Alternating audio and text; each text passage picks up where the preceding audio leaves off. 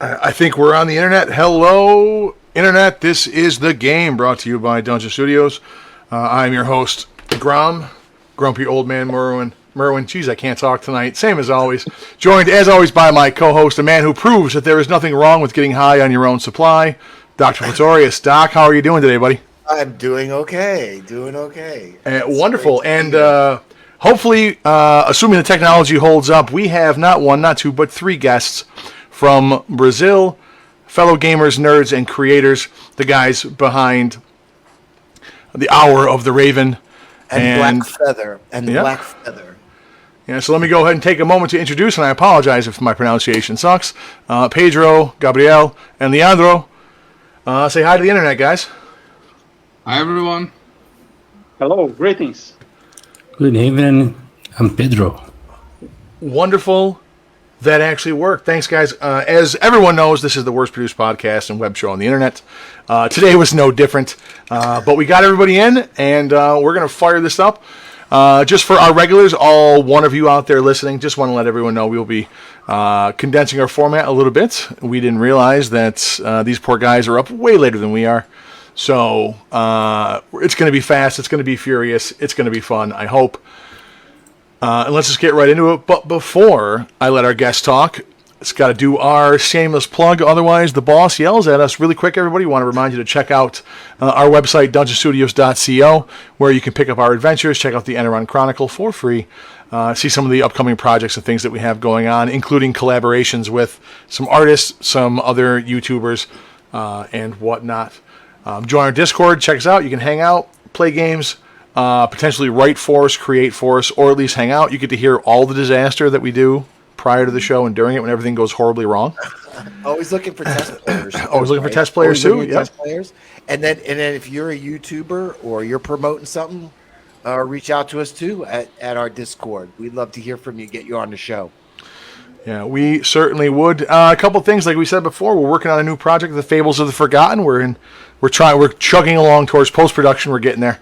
We hope to have that up soon. Sorry. Obscene? Yeah. Be obscene? Is it going to be obscene? Well, it usually is, yeah. But we also have some new stuff out there. Deception Checks, a series of short prank phone calls, but with a fantasy twist. So check those out. And again, find us on all of the socials. Just a reminder: like, share, and subscribe to our YouTube channel. Check us out on Facebook Live. Give us a thumbs up and share it with your friends. So, with that out of the way, to our guests. I know you guys got a lot of projects. We like to do our shameless plug early because we stream this show live. So I want to give you three the floor, whichever one of you wants to go.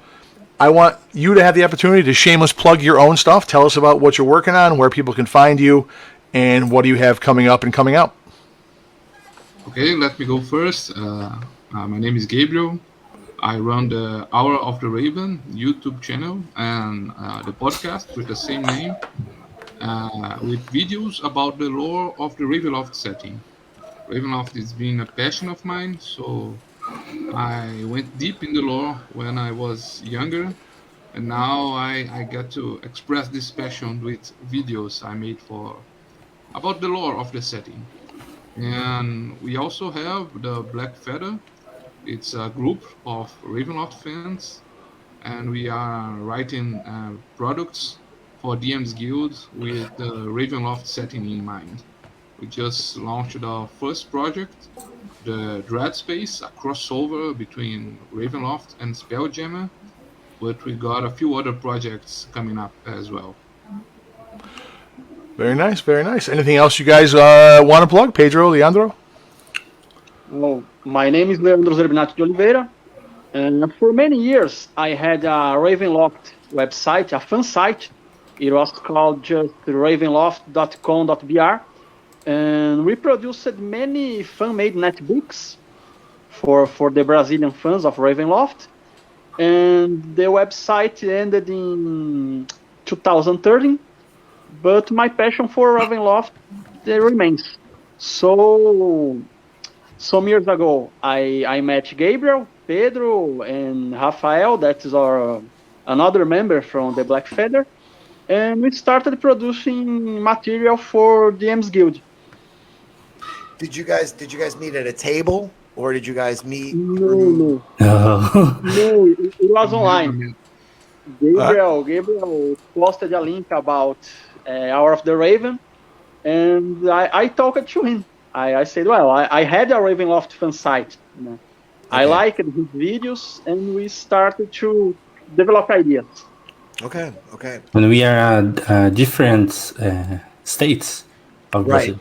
Right. Okay. So, anything? Do you have any projects or anything, Pedro, besides the Black Feather that you work on? Hi, I'm Pedro, and I'm the graphic designer of the project. Okay. I'm not the writer, but I help you with some creative stuffs. And sorry for my English; it's my No. No, first no, time to no talk worries, English. man.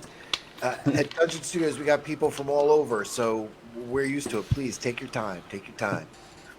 I'm a big fan of Ravenloft. I've started with 5e, 5th edition, and I knew and dive at Ravenloft uh, via Gabriel channel.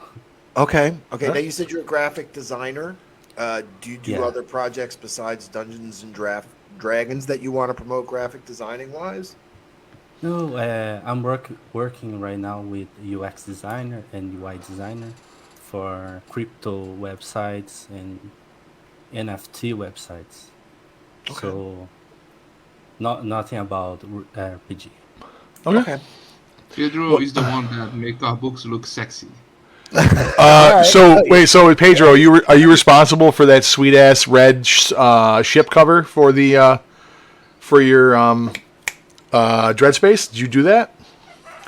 Yeah, me and Leandro helping us with the I made the 3D models, but I'm the graphic things. Yeah, And no, some that AI helps. okay. Let me tell you something. That cover is amazing. So good job on that, guys. Oh, thank you. Oh no, not a problem. So we touched a little bit on your guys' backstory, and really quick, as far as the English is concerned, don't sweat it. English is my first language, but only barely. Nobody can understand me either, and I've been here my whole life. So, but you guys sound good to me. So yeah, so let's get into it now. Normally, Doc and I have given up our nerd cred, kind of our origin story as gamers.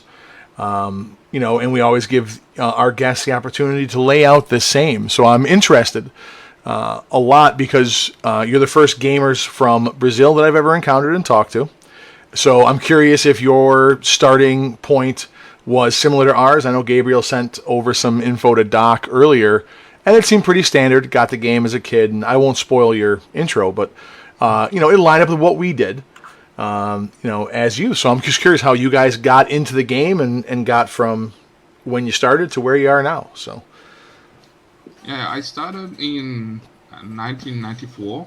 I was 10, and on Christmas, my cousin got the Dungeons and Dragons box set.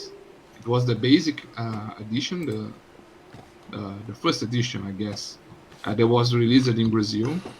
And he didn't like the game, but I was I was crazy about it.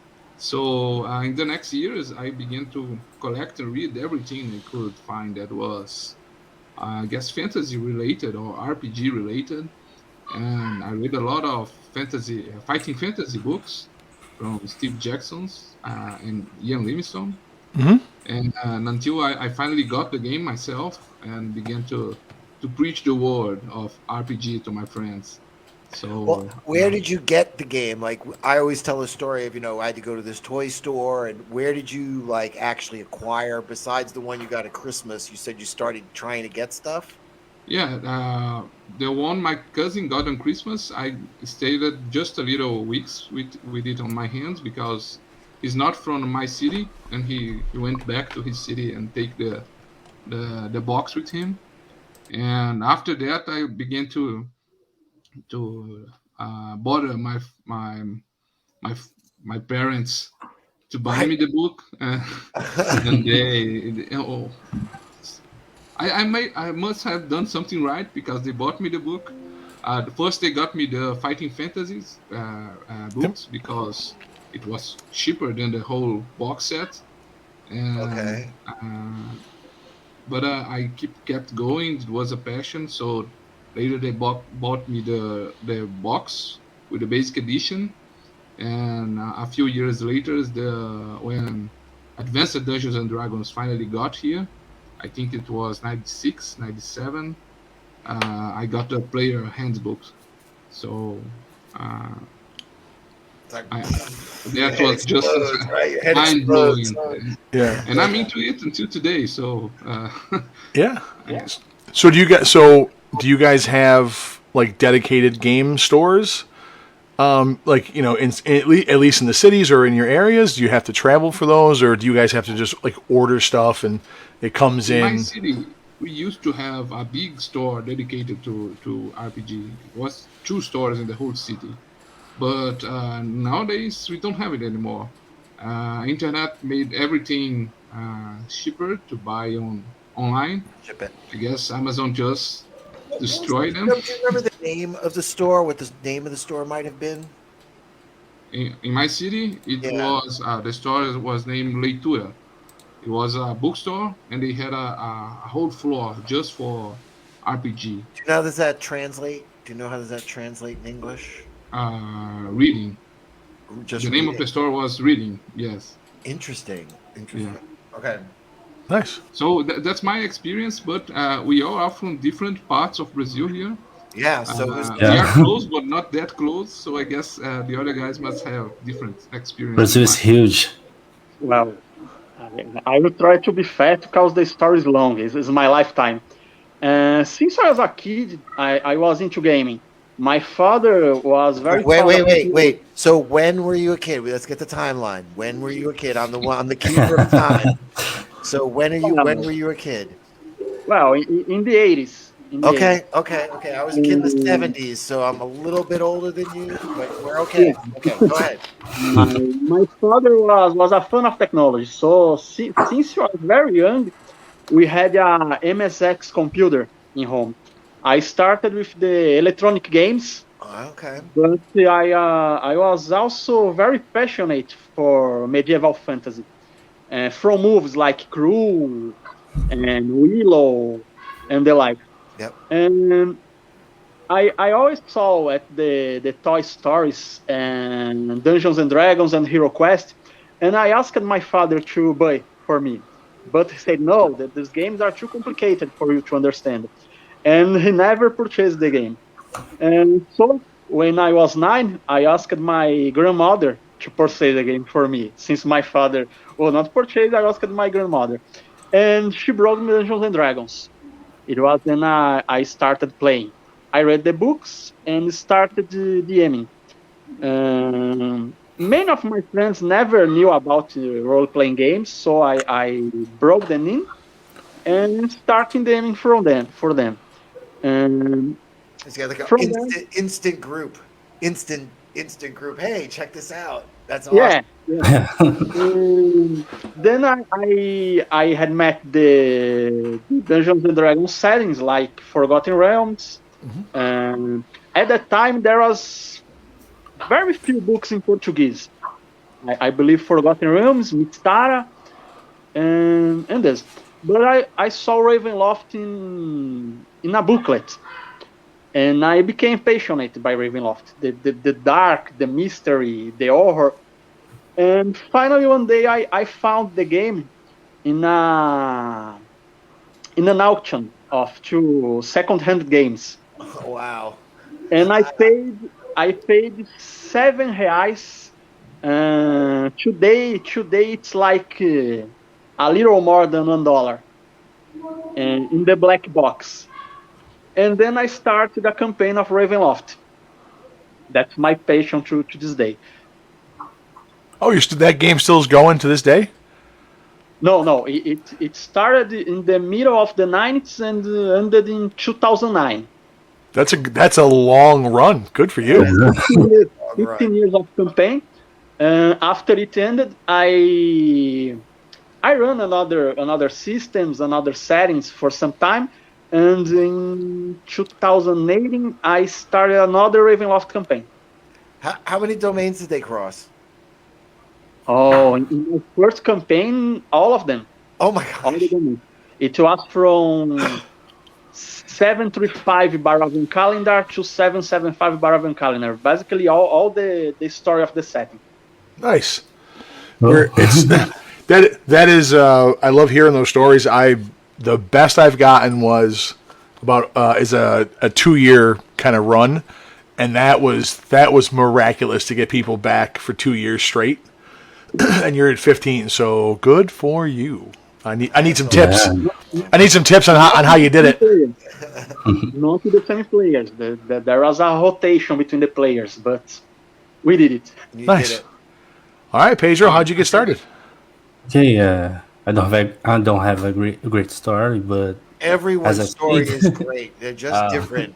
Come on. I Don't say started that. at 5th edition. I just bought the Monster Manual at a sale at Amazon online, and I was reading the book and I Wait, liked it. stop. So you were not even Dungeons and Dragons? You're just like, I'm gonna buy this monster manual on Amazon? Okay, go Of ahead. the design, and I like some fantasy stuffs. Cool. I'm a huge fan of fantasy and gothic horror, and I think this attracted me. And I was just reading, and I just called some friends and reunited and say, "I'm gonna DM this, and you'll be my players." So I did not the rules. I just disseminate the creativity, and the game it just runs. So uh, I bought the player's handbook and other books, and I've learned the system with more accuracy, and I've started to research for some settings and play some modules, some adventures, What the do you official prefer? adventures. Do you do any home brewing or do you prefer adventures? I started with the written adventures, the official adventures. So I just saw the Curse of Strahd, and I liked it so much. And I started to research more and more, and I knew the Gabriel's channel. I'm a fan of him, Okay. and the first domain that I love it is Haslan, the domain of the Red Wizard. I have a campaign right now, and so No, that's that's great. it. That's great. No, that's good. You all are into the gothic horror too. It's interesting. And you're all from different places, and then you all met through Gabriel's YouTube channel, Yeah, which is how I met him myself with my Chronic Explorers. The same thing. So that's just it. Doc is Go ahead. Doc is downplaying the fact that he is super geeky excited about you guys because he loves the Ravenloft. He hasn't stopped going on about this for like weeks. Well, I was telling Gabriel when we come on, I was going to set up how I knew him, but I'm sure I have talked about it every show. I am sure I've already said it a gabillion times. Hey, no, it's nothing wrong with that. Actually, so like I said, let's just slide right into the week in gaming. So you guys all run your own games. I run mine. But since Doc has got the Raven Brew going on, and that's what our main topic is, I'm going to give the floor to him and you guys. So, Doc, what'd you play this week? Well, we were in Castle Ravenloft, and I let the players bring in the players that had been separated in the Sea of Sorrows. They had a brain with them that is Esmeralda, but there was another version of Esmeralda with them in the castle. And they got a choice who could leave the ship and join the party in the castle. And it's funny because one of the players actually chose to stay in the Sea of Sorrows with the living ship. And that was A-Rock, the half-orc. He had gotten cursed in like the first adventure early on by ghost voices. And he just rolled that critical one forever for almost a year of the campaign. And he said his character was a seafarer at heart, and he had to be back at the sea. So it was kind of neat to see a character get retired, or sort of left behind in that way. So we sort of have a dead end. Everyone else jumped in, and their card reading was in the crypt. So they left the mirror room, and they were going to head down. Got into the bone chamber, and we have a very, very boneheaded paladin. It also was somebody made comment during the day that it was Fireball Whiskey Day, National Fireball Whiskey Day. So someone else in the group went out and bought a case of Fireball testers. So his character made some what do you want to call them? Bad moves, kicked the door, and of course, the vampire spawn were just all over them downstairs. And then they wanted to rest, and then they couldn't rest. They backed themselves all the way back up to the mirror room. And I have two players that are very familiar with the old Strahd. And they bumped in. I forget. They bumped into somebody, and they remembered the heart chamber, and then they're heading back to the heart chamber because, like, all of a sudden, a whole bunch of them were Fireball metagaming, and they're headed back into the heart chamber. And then I said, all right, you know what? We're gonna stop here because I got to roll initiative, and you guys need to finish the fireballs. So it should be very interesting where they're at now.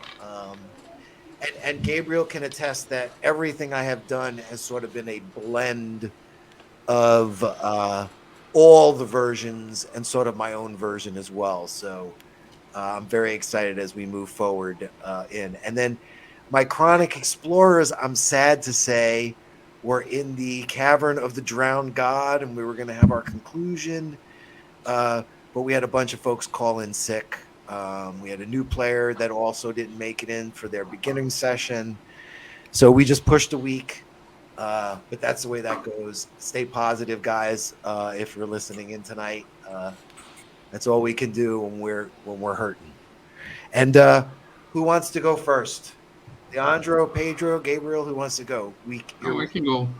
I'm currently DMing a Ravenloft campaign. My story is very similar to the first campaign of Leandro. It's an ongoing campaign that is almost 18 years now. Oh my God! It started in 2005, and we went to all the major events of Ravenloft, the Grand Conjunction, the Green Harvest, and the Time of Unparalleled Darkness. And now I have, after all these events, they have destroyed the demi-plane of Dread. So we are on a D&D multiverse hopping. They are going from setting to setting. They went to Planescape, they went to Greyhawk, Darksun, Dragonlance, and they are trying to avoid some cosmic horror entity that was the reason the Dark Powers created Ravenloft to wake up and destroy reality. So I went to a Gothic horror campaign, to a cosmic horror campaign in the D&D multiverse. Nice. So, I'm shitting in my comments because I haven't played this week. We play once a month because it's a long campaign and everyone got a lot of. We have difficult to schedule everyone. Yeah, that's always the big issue. Yeah, It's in person. What? It's in person. Is it an in-person game? He's No, asking. it began in person, but since COVID, we are playing online. But we plan to get back in person a few months from now. We decided to finish an arc of the history as we started online, and then get back to meet in person again. But I have the same players from 2005, and that's crazy. Well, no, and it's great that you guys, even it's tough to meet, but that everybody makes that one date that month. That's Yeah. awesome. Some of the guys' wives of girlfriends kind of hate me because when we scheduled the date, the guy said, "No, this day I can't go because I have the campaign and everything." But they understand eventually, but at first they hate me. But that's okay. It's only one month. It's only one day a month. Come on, hun. Come Yeah. on, one day a month. We play one day a month, but we are a bit crazy. We play like 12 hours straight. Big long Oh, day. Yep. And, I don't remember. even say the fact that it was That's one day a okay. month and we played the whole day, since 2 o'clock to late hours in the. I remember. I I remember started like those. this. It's great. I remember those days being younger when it was you'd get together and you'd have that all day break for lunch. You know, just get back into it and just these long sessions, man. I miss that. You know, the modern sentiment of doing like two to 4 hour chunks. It's like it's fun. It's good. It's got its benefits. But man, the good old days are hard to get by. So hard to get over. You know. The difference that we are not young anymore, so everyone complains, but they are there. Yep. So you're on Leandro. You're on your second long-running campaign now. Did you guys get together the same kind of thing or No, weekly? I'm older now. I can't run longer campaigns. 1-2 years, no more than that. Gotcha. And I'm running an Eberron campaign, and my players just escaped from Ravenloft. I had sent them to the demiplane in a dark version of Sire, the Mornlands of Eberron. Okay. And they just escaped the demiplane and returned to Eberron. And soon they will discover that some years had passed when they were away. Oh, okay. Okay. Have you connected the train in Eberron? Yes. Yeah. Okay. Okay. Yeah, I love that whole concept. I'm getting there. I'm getting there. Nice. All right, we're going to Pedro now. Okay.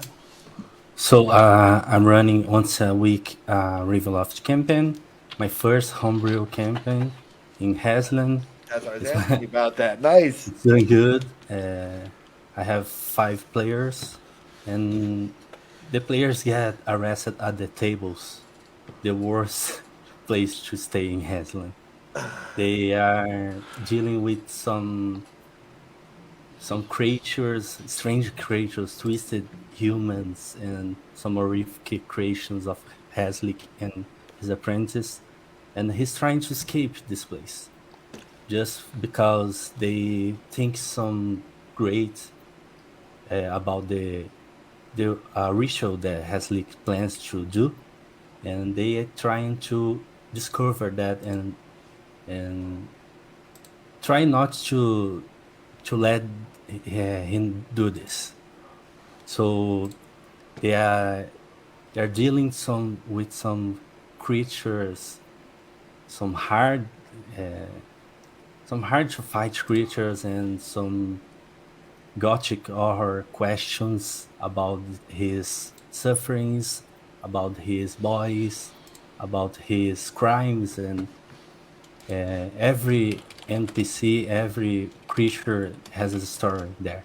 I was going to say, it sounds like there's a big threads getting woven together Yeah. here of story. They meet a chimera that was a Russian woman that tried to escape from Haslick's hands, and she was transformed member by member, foot and head, until she turned completely to a chimera. And she suffered this, and they can't free her, so she asked to kill her. Ooh, that's Yes. dark. Yeah, and my mind, you're talking about that whole chimera and using, like sort of that desert. I haven't gone there yet, and I'm like, oh my God, there's so many things I'm thinking about now. This sounds so exciting. It sounds great. It sounds great. And they're exploring the table's dungeons. There are some challenges, and they are running out of Eleni, his Haslick's apprentice, and she's like hunting them in the corridors and the rooms, as they they need to deal with some creatures and deal with the hunt. So there's a urgency. Nice, very nice. They can't lose time. They can't rest all the time. And this is a weekly group. Is this a weekly Yes, group you meet with? Very it's a nice. What So I really like about Pedro as a DM is that me and Leandro, we are like old school, old guys, but he used a lot of interesting assets in his DM. I have watched him DM yeah, a session before, and he create digital maps for the players. He hired some artists to do some yeah, images for his campaign. So he really is invest in this technology and art design and everything for his players. yeah. I'm a graphic designer, Well, I so was gonna say, it's coming important for me. coming at it, I always talk about creativity with Dungeons and Dragons. There's people who make dice, and there's people who are map Yeah, makers, but everybody kind of comes at it with a different skill set. And like your skill set, you're bringing something new to the table. That's yeah, and like someone like Gabriel has been doing it. You're bringing something new to the table. Do it. yeah. Create, create, create. I love to encourage people like that and share. Man, I want to see your maps. Like, I'm I'll already show like, you. what? I'll show you. yeah, I yeah. want to There's see this So stuff. I want to same see here. I'm stuff. interested. We for my week, man. One of my friends from home decided he was going to dip his toe into running a game, and has been setting up for a couple of weeks. And we're just doing the Stormwreck Isles, the starter set. But we show up, sit down. The man built a pirate. He built the ship we were on. No Like, way. yeah, oh yeah, yeah. So I can tell you from experience as somebody who's ran games for a long time and who's played only infrequently, the anything that you do to improve the production value of your game goes a million miles. You don't think it's that much, but having that cool map, I paint. I'm a nerd. I'm a miniature painter.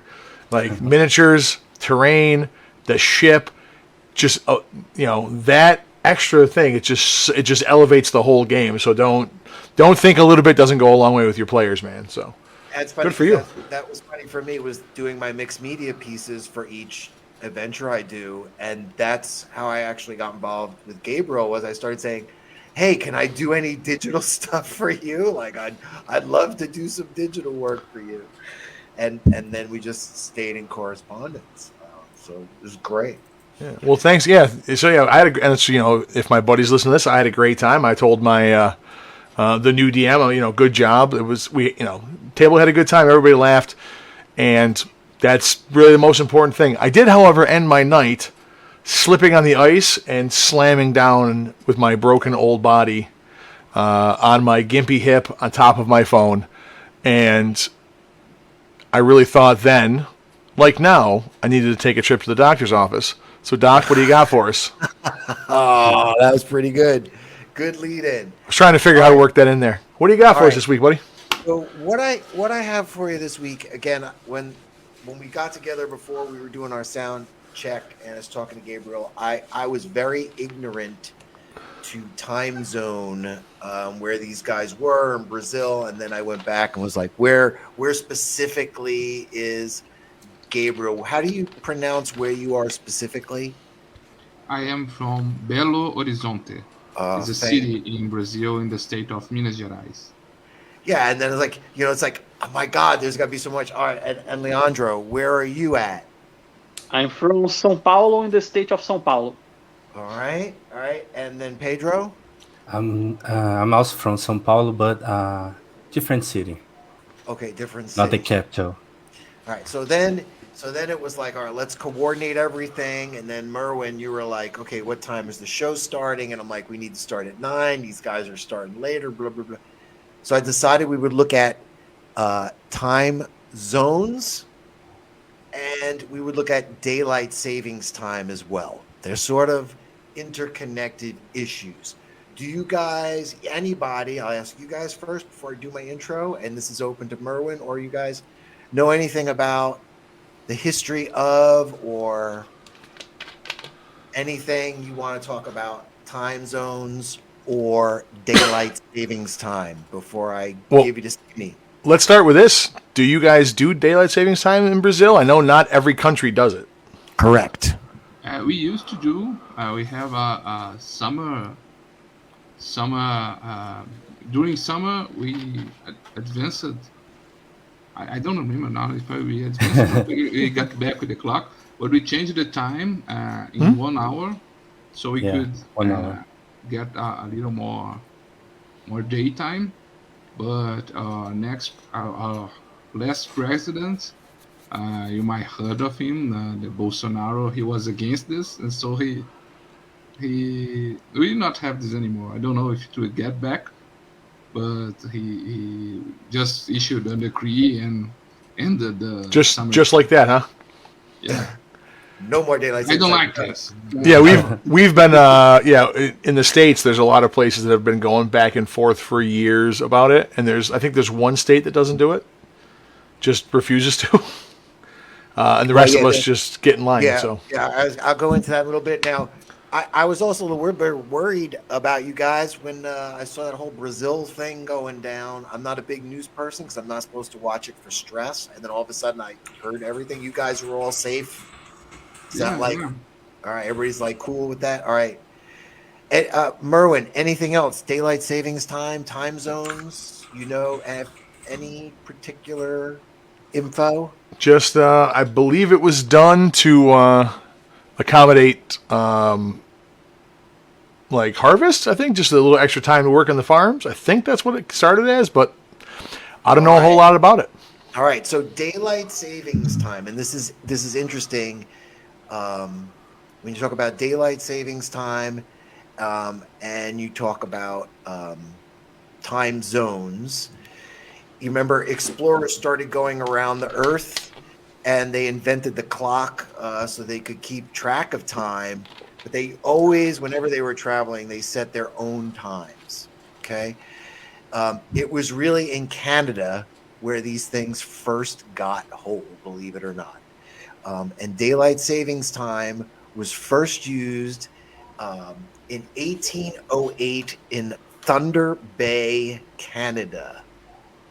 All right. Now, time zones actually came slightly before that, but they were 1883, and they were by a gentleman named Sir Sanford Fleming, a Canadian engineer. And his idea, he actually was the guy who divided the Earth into the 24 time zones. It came up with the 15 degrees of longitude apart. And he went with that because he realized that the Earth rotated 15 degrees every hour. Right. I used to be a math teacher for the last 20 years, guys. So I'm like kind of digging this too, as much as Ravenloft. Right. And then what ended up happening was railroads were taking hold all over the planet, and railroads just loved the idea of time zones and getting people to different cities. And this was the one that really, really got me. Merwin, when do you think everyone in the United States started to actually follow standard time zones? Oh, it wasn't until I think the 60s or 70s, right? It was late. The actual act was passed in 1918. Oh, I was way off.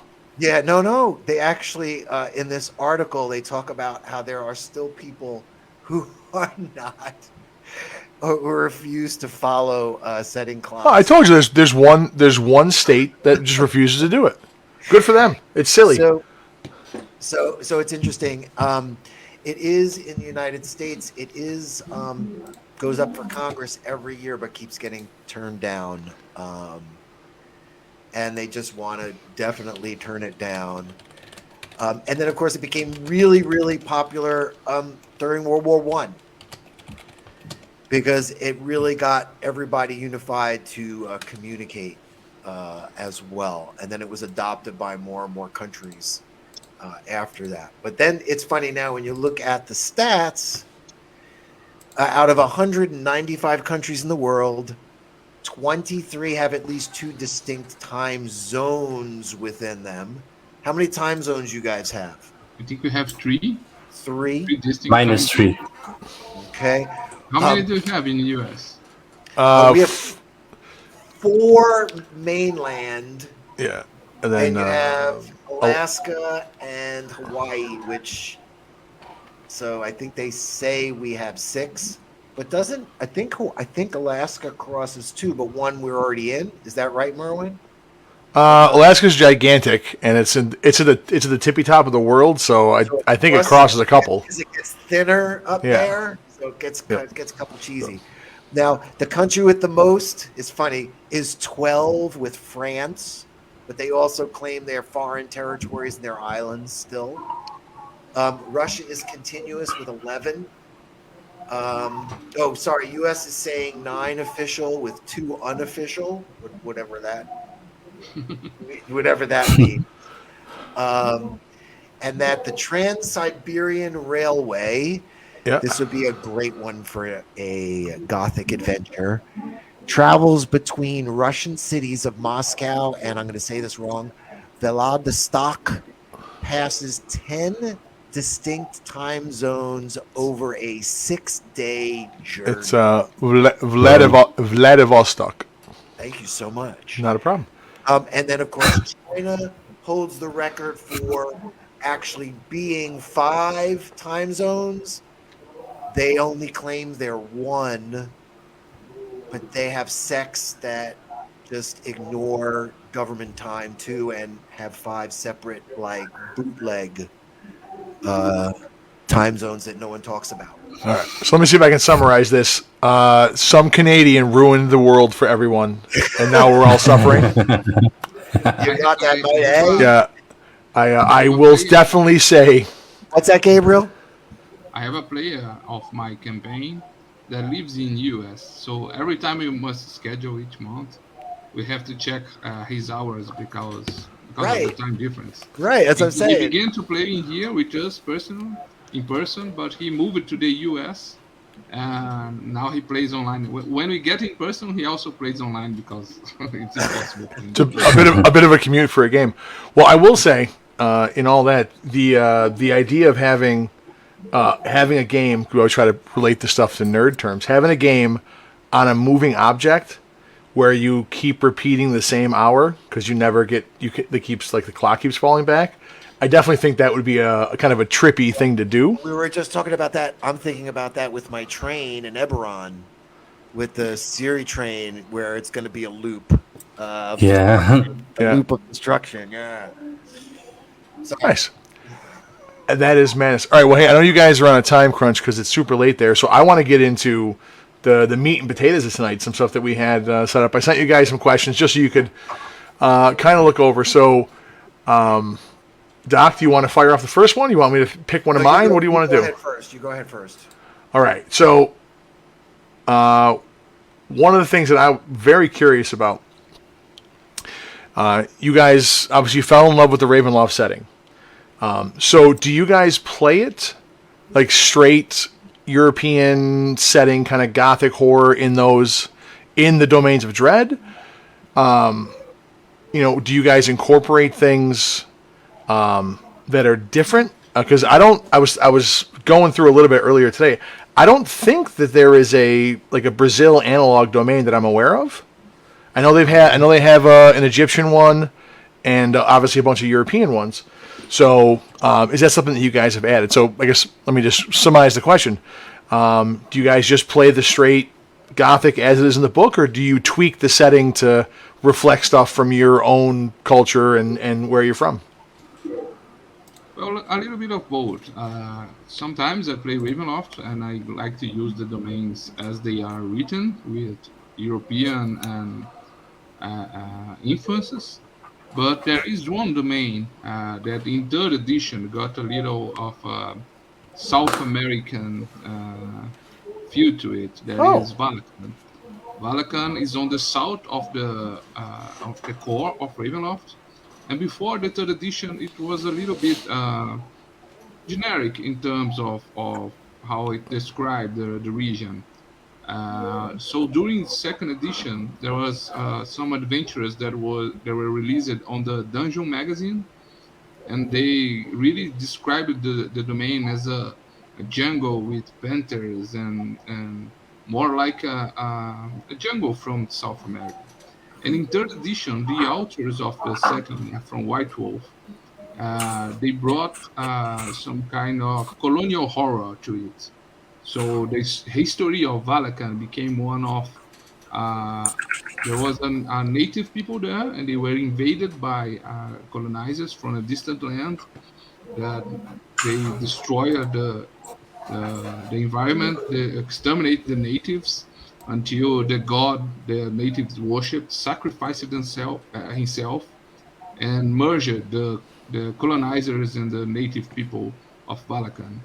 So when you read the domain in the Ravenloft Gazetteer, there are a lot of elements that resound with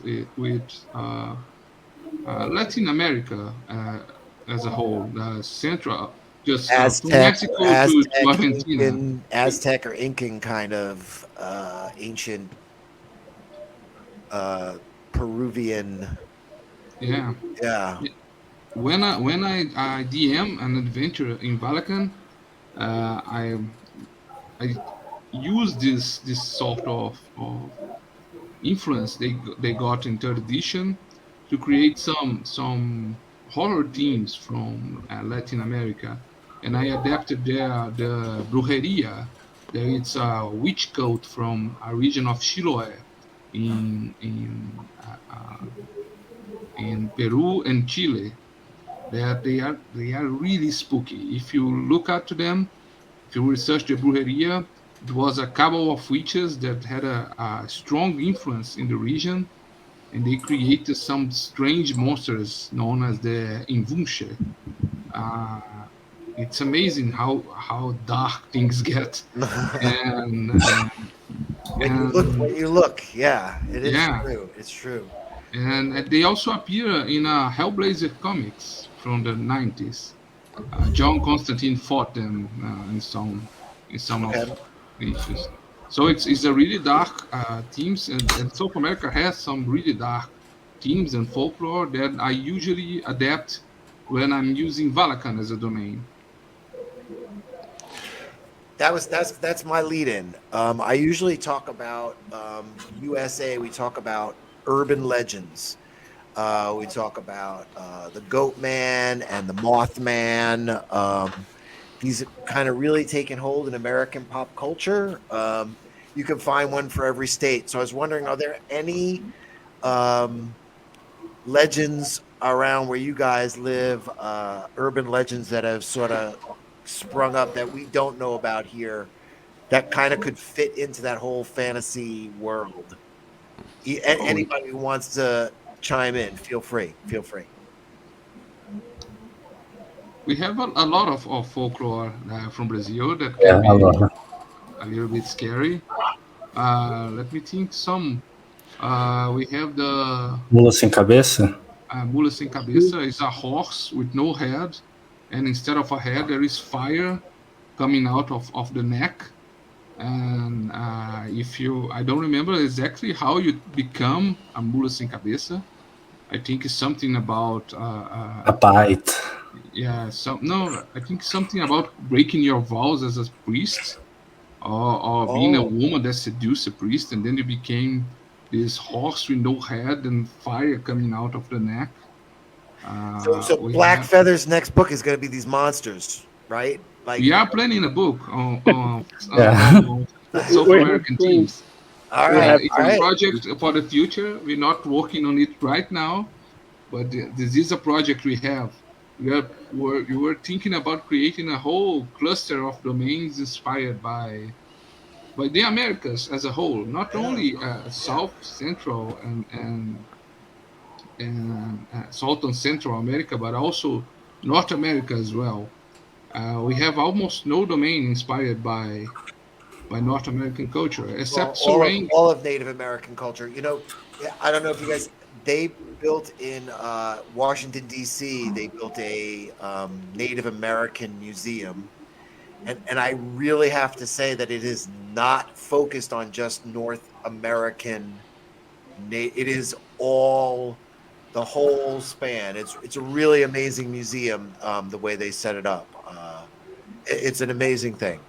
So I totally get what you're saying. There's so much culture there that's not or has just been just suppressed. We don't talk about. We don't even know most of it.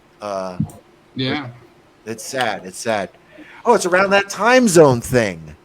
Right around that 1870 trains going across, right? I mean, the clash of cultures coming together right there. Sorry.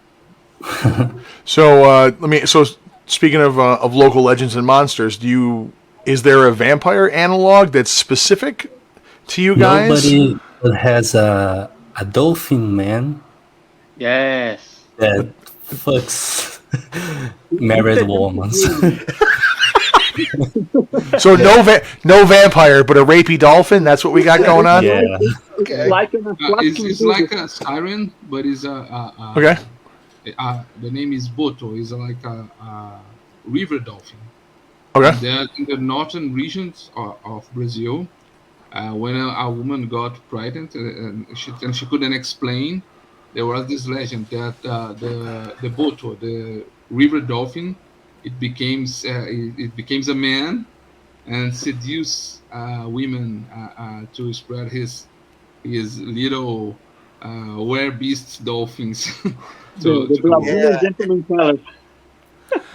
We don't have exactly a vampire, but we have an undead. As Okay. well. The name is Corpo Seco, or the dry body. And it's someone who came back from the grave because he couldn't find rest. The reason why he couldn't find rest varies from region to region, but it's an interesting undead creature as well. Alright. And we have some curious creatures from the jungle. The Curupira, it's a man who is a guardian of the forest, but he has his feet inverted, so you can find him because when you track him, you'll never find the right direction he's going. Because his feet are mixed up. Oh, Yeah. that's great. That's His great. feet is backwards. Yeah, I was gonna say. So thinking about, I know now they're doing a lot with like it's called lidar, and are finding stuff hidden in the jungle all the time, massive cities and things that people just don't have access to. So I was going to say I would have thought that having that all around you or in your backyard would be like I said would be fertile ground for a domain of dread, but also the your guys' influences for horror have got to be different than ours. So for us, it's a lot of what's out in the dark, and we're used to being in cities and areas where you don't have that wild anymore. Nobody's worried about a wolf running out of the forest and dragging you off to die. So for us, it's a lot of body horror type stuff. That's I think where the vampire comes from, or buried alive, and that kind of stuff. So for you guys, you have the Amazon there. It's massive. It's this massive unexplored jungle. So is that where your horror influences come? That what's out there in the forest or getting lost, like that kind of stuff. Do you have specific horror stories around the jungle that influence why you guys are into horror and the culture behind it? Not exactly. This could be an influence as well, but they live in São Paulo and I in Belo Horizonte. There are big cities as well. Yeah. So around us there is this urban environment. But if you take Brazil as a whole, there are regions in our country that are still completely wild. So if you go to the Amazon, you probably find some different horror folklore and cultures there. Then if you go to our region, there is the most urbanized region from the country. So there is everything. What I think about Brazil, there is really interesting in terms of influences. That it got some really strong European influence because of the colonization. We got the native influence because of the indigenous people that live here, still live here. And shamefully, Brazil was the place where most slaves were brought from Africa. So it's a shame for our country, but we have strong influence from African cultures as well. So here is really a mixing pot of different parts of the world, and you can find folklore and myths from African folklore, from European folklore, and from South American native tribes and people folklore, and it's Even all Asian. mixed up. Yeah, Yeah, it's interesting too because I think about African folklore just like in New Orleans and how that influenced that area, and now you're talking about this. There are probably completely different influence on Hmm. different the different cultures meeting. Oh my God, yeah, it's incredible. It's So, incredible. so do you guys have? So what do you guys have for magic? Like, so obviously like the Caribbean, which is was a lot of Africans. You get the voodoo and that kind of stuff. We have that in New Orleans. You get a lot of shamanism and spiritualism, from the Native American cultures. And then obviously all the witches and warlocks and stuff we brought over from Europe. So what do you guys have as far as magic type stuff that is unique to where you live in Brazil? I know you mentioned the bruja, the witches, as yeah. Well, one. the brujeria is Yeah. from Chile and Peru, I think, for the region of Chiloé. The native tribes from Brazil, they are very different in culture. I don't know the number exactly, but there are more than thousands of different tribes of native indigenous people in Brazil. So they are not exactly the same, but most of the practices go around shamanism, Okay. and their religion, although complex, they go to this method of transcending spirit and communicating with nature and spirits and something like that. And of course, we have a strong influence from Europe, the folklore and religion. Brazil is a really I believe is the biggest Catholic country in the world. Uh, so most of people here are Christians or declared Christians, but African religions has a strong influence in Brazil as well. So as you talk about New Orleans, that we have the Haitian Right, right. religion influencing there, the whole voodoo. Here we have some religions that are inspired by African religions, or inspired. They are African religions, or they are inspired by African religions. They are religions created in Brazil, inspired by African folklore and religion. So we have Umbanda, Candomblé. There are uh, what a, there are syncretism, a lot of syncretism here, a lot of elements of European and African cultures and Native American religion as well are mashed Or that together. mixing. Yeah, they're Yeah, coming it's coming very right through a complex. melting pot. Yeah. That's Yeah. very interesting. And all this talk where I'm thinking about now, just even in a D&D game, like conflicts between races. I don't think I play up all that different stuff as much and like influences from. I don't. I could put so much more of that into my game. Just talking about someone from a different culture. It's neat to think about it.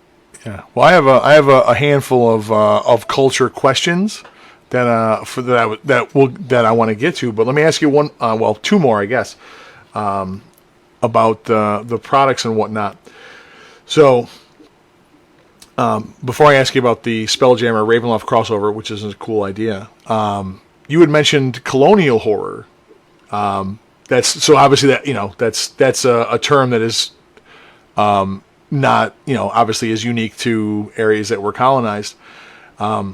So how big so do you guys stay away from that in your settings, like you said, with the being one of the largest slave importer, historically. Like, is that stuff that you guys avoid putting in games because it's a sensitivity, or do you guys use that colonial horror and all that kind of stuff in your storytelling, to create that atmosphere of horror? Is that something that you guys get into or avoid?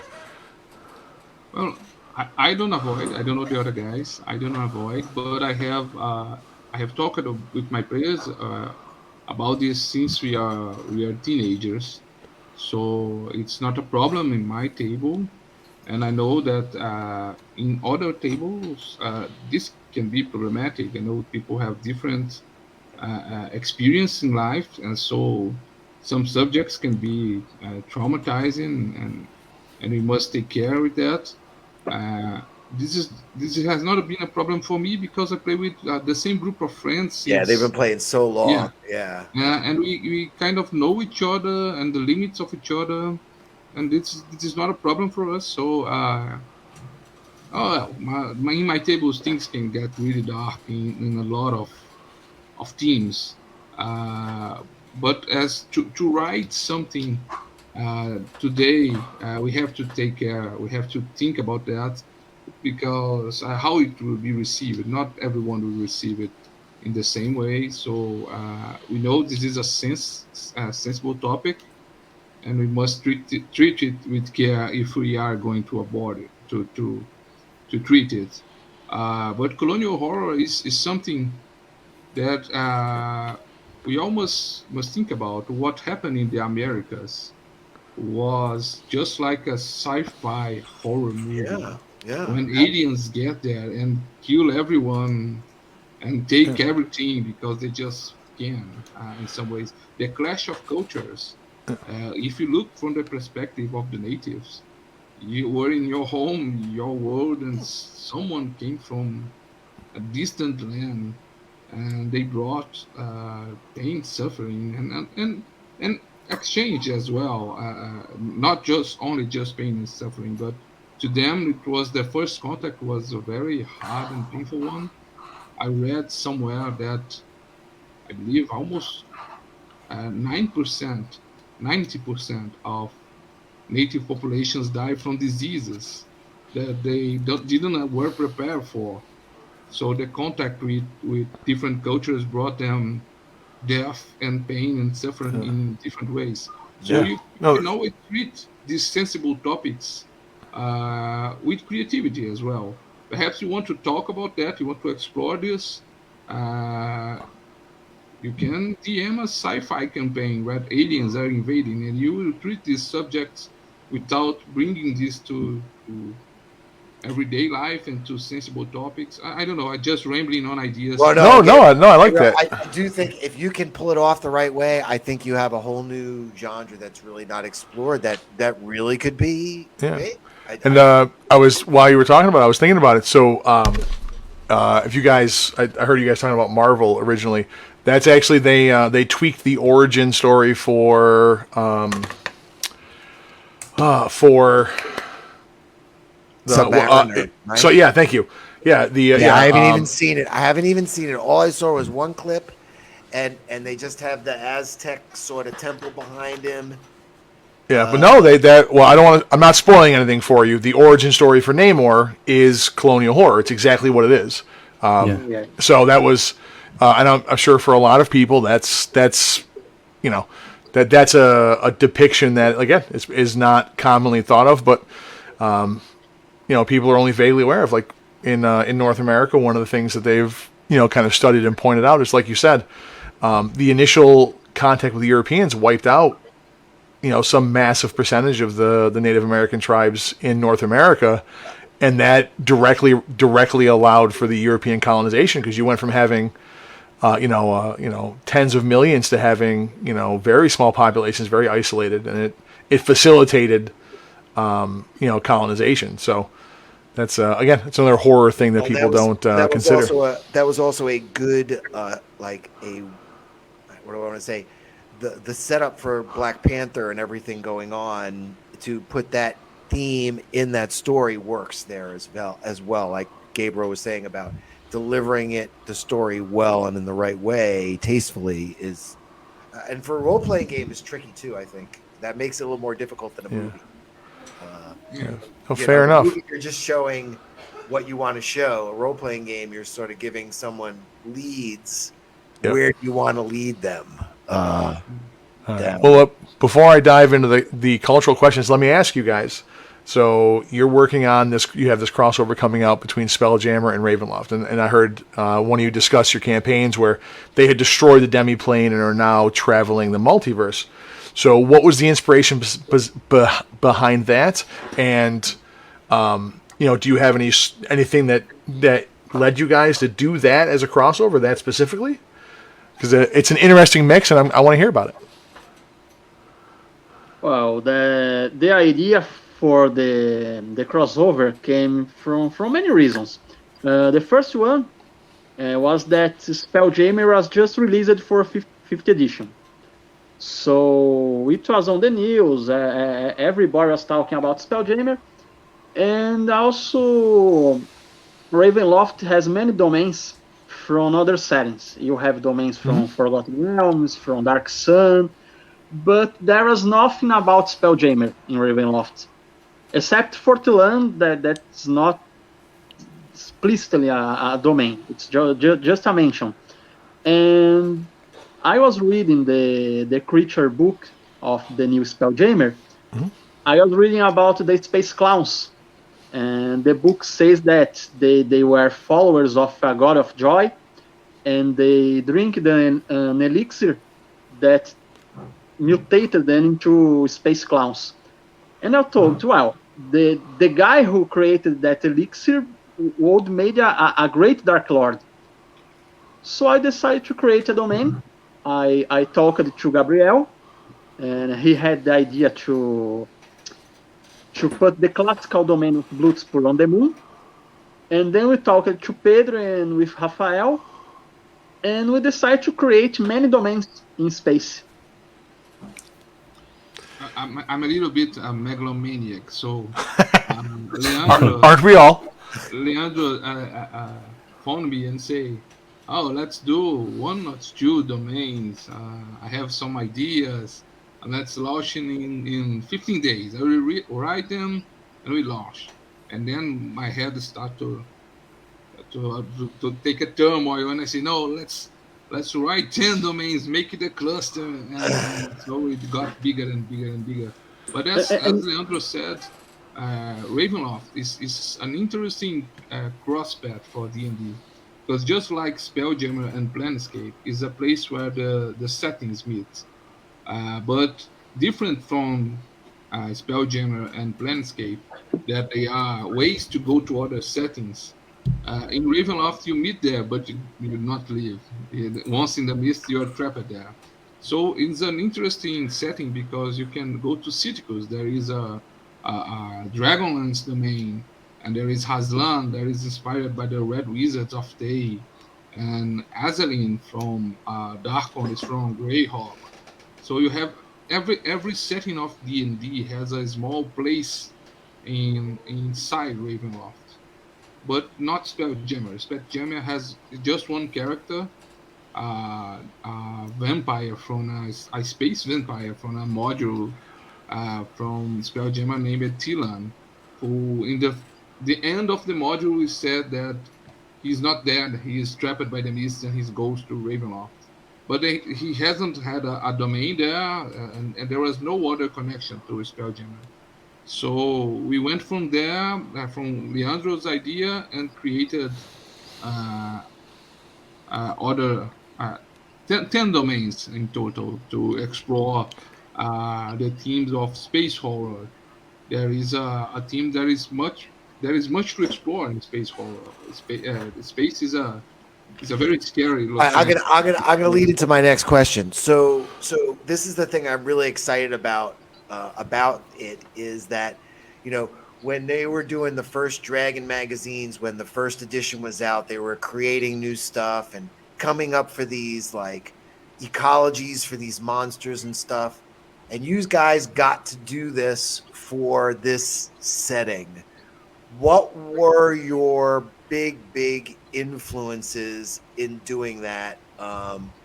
because I'm sure you guys 10 settings. You created some really interesting stuff. What did you tap into to do that? Well, sci-fi horror movies mostly. I did a domain that is inspired by the invasion of the body snatchers. Yeah, there is one domain. There is like the invasion of the body snatchers. The Dark Lord is a druid that has merged with nature on the planet to avoid it being destroyed by the Scroll, the Orc fleet from Spelljammer.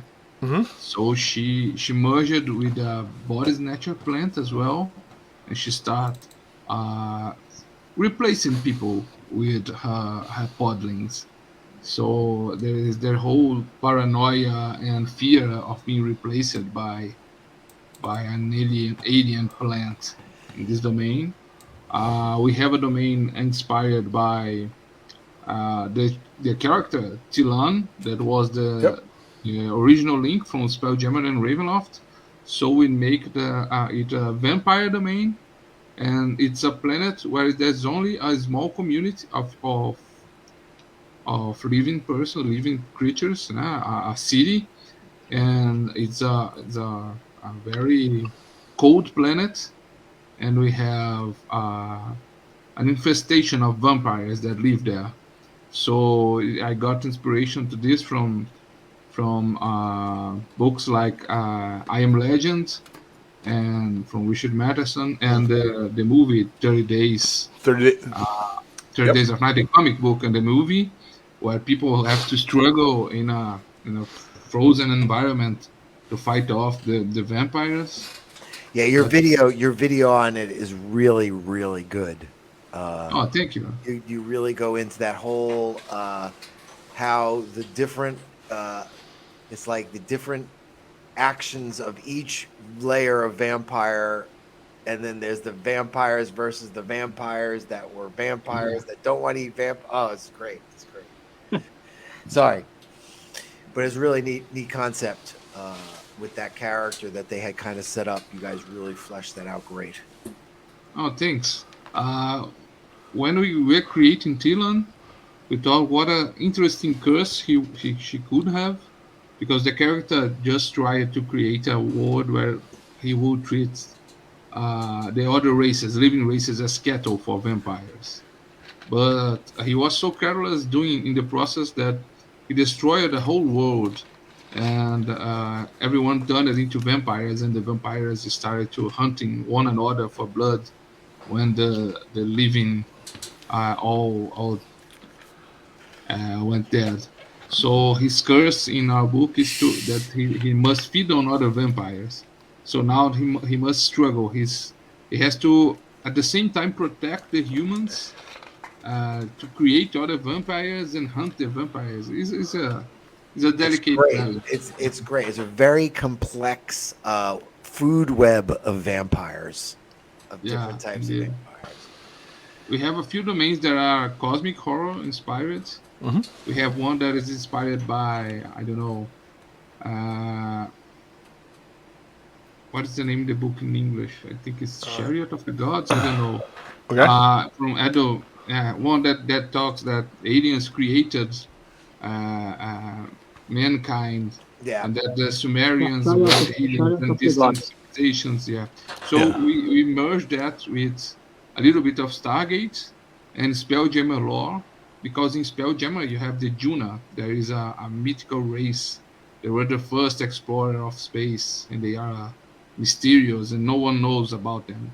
So we created a Dark Lord. There is a Mercane or Arcane in the previous editions that collects ancient artifacts, and he is trying to solve the mystery of the Juna. The Juna. I don't know how this is pronounced in English. And this got a whole cosmic horror with Stargate feeling to this domain. Okay. So there is a lot of different domains. Leandro did the one with the space clowns, that we can go directly to space clowns from outer space to.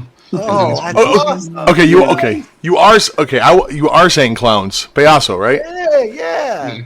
Yes. interesting. Or you can go to It, the movie, as an inspiration as well. Yeah. Yeah. That's great. So That's so great. Oh my gosh. oh, and the domain that I like the most from it is the domain of Claw.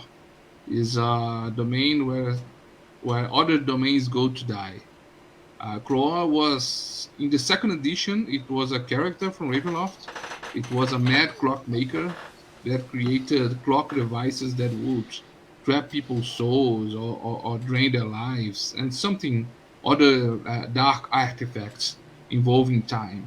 And in fifth edition, they have one or two paragraphs in the Van Richten Guide to Ravenloft, creating a domain of Claw. There is like a black hole where other domains are lost domains are circulating to be devoured. So we fleshed out this idea and we connected both. We created a backstory of how a mad clockmaker became like a Wizard of Oz in the middle of a fake black hole where other domains are drawn to be devoured. That's awesome. That is, yeah, that's a pretty awesome idea. So does he? So let me not to give away anything. Does the madman at the center of all this? Does he use the destroyed universes to create new ones? Oh, the idea behind him is that he created a device. There was first it was a pocket clock, and he could live forever if he murdered people, and the clock would stop, and then he would not age and have all these amazing powers over time.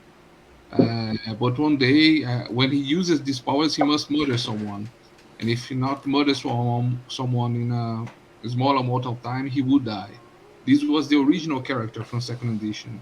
What we did was that sometimes he did once he did not kill someone in time, and his soul was dragged into the clock with the other souls that he had murdered in the other times he used the clock. So the clock became a dark artifact, a dark item in Ravenloft, until someone gave it to the Vistani, and we have a tribe of Vistani that we created for the Dread Space. They're all also mixed with the Spelljammer lore. We created a tribe of the Aperuza, and someone give them the clock so they could throw it somewhere no one could find it, because everyone that get in contact with the clock would eventually be possessed by his spirit. So they throw it in a dark region of space, but the clock still wants to be fed with souls. So it starts to grow bigger and bigger like a black hole, and now it is pulling domains to it, so it can feed on the souls of the poor people that are there. Nice. That's pretty awesome. Nice. So do you have? So the movies that the two that came to mind when it hit on me that obviously, like, you know, these sci-fi movies would be great inspirations to convert into fantasy was obviously Aliens. Yeah. So you guys have that either in there already, or plans to work that in there? Maybe an interspace terror. We have a few ideas on how to explore body horror and this kind of Lovecraftian feel that the movie Alien brought. Yeah. And we are working on a product right now. It is a complement, additional material to Dread Space. There is an adventure set in the domains of the Dread Space that we will explore just this theme. You go to explore an abandoned ship in a distant part of space, and there's something like there. I will not spoil everything, but it's a little bit like Alien and a little bit like the game Dead Space. Dead Space, okay. And involves a lot of body horror and he was talking about the clocks and space, and I keep thinking it was one of the Hellraisers where isn't like the spaceship is like a clock in outer space or something? And I just kept thinking, puzzle boxes. It sounds all very intriguing to me. But there's so many ways to go with space. I had actually homebrewed one of my evil characters. Tomb is on a meteor flying through space, so it was like you had to get to this thing that's like hurling through space and then explore inside of it. Like it's just so much you can do. Have you guys considered any of that, like Star Trek giant amoeba thing? When you talk about body horror, like reverse it with the mega horror versus We're the Tiny Thing, or Fantastic Voyage-ish. The whole idea of space horror domains involves the exploration of unknown part of space.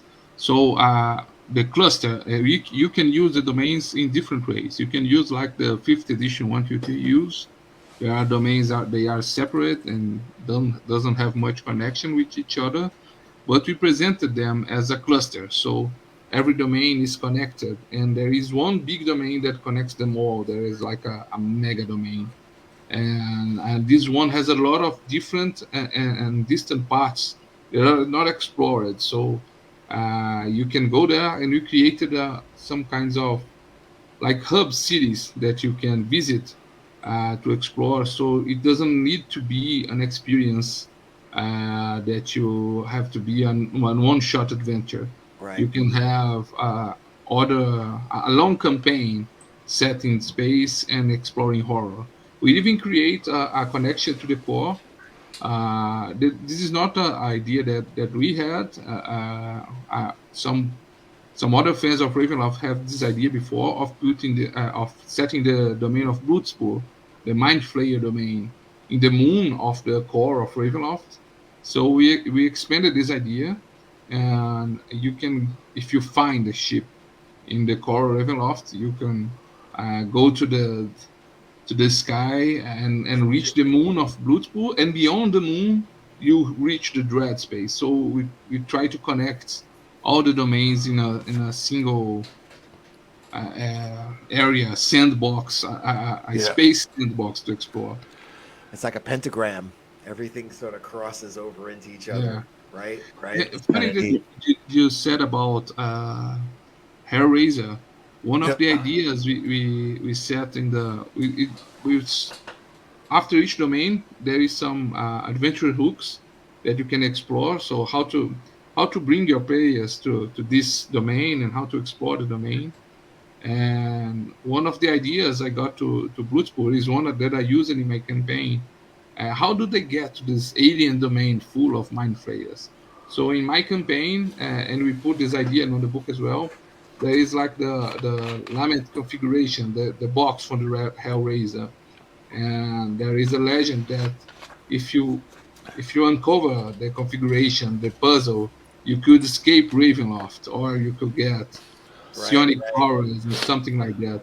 But it's a trap. And when you find the configuration, you are taken to Bloodspur, where the Mind Flayers you devour us. Oh, you know what? It's funny. It's so clever to unlock the configuration. You must have a good brain to it. It's funny. Pedro was not able to come back with us after our technical difficulties, and he was mentioning that he was the young guy, and you guys were saying you're the old guys. So is that like a cross thing too? Like we've noticed that the old guys here. Merwin, are you going to ask your question? Let them die, or yeah, I was waiting for. Waiting for the right opportunity. So, this is it. All right. Well, so real quick, the other movie I thought of was okay. He's gonna come back. Event Horizon. Are you familiar with that one? Yes. That is such a. I'm like that's the one that hit me. I go, oh man. I go, that's.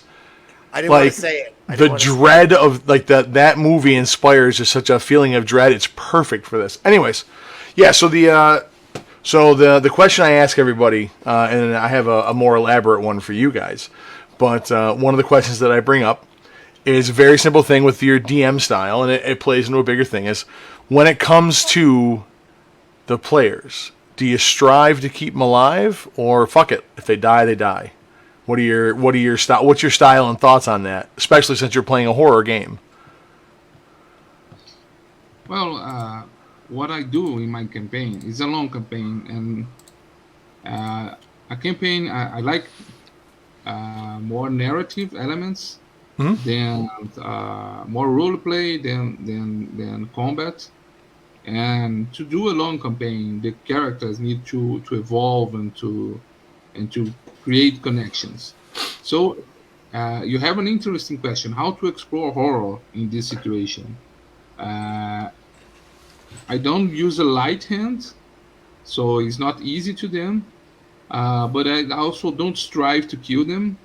I like to do more of a consequence game. So they are difficult moral decisions to make. Sometimes they is the easy path is to do something evil to fight evil. The hardest path is to strive to keep good, and everything is in a gray shady area, and everything has consequences. So I don't strive to kill them, but I make their lives miserable in other kind of ways. And I like to make the characters suffer consequences for being revived, for example. Yeah. Just like Beric Dondarrion on Game Game of of Thrones. Yep. Each time they came back, they are a little less than they were Yep. before, and they became to feel like the very monsters they are fighting, and question if it's it all worth it. Should we keep this insane fight against evil, against madness?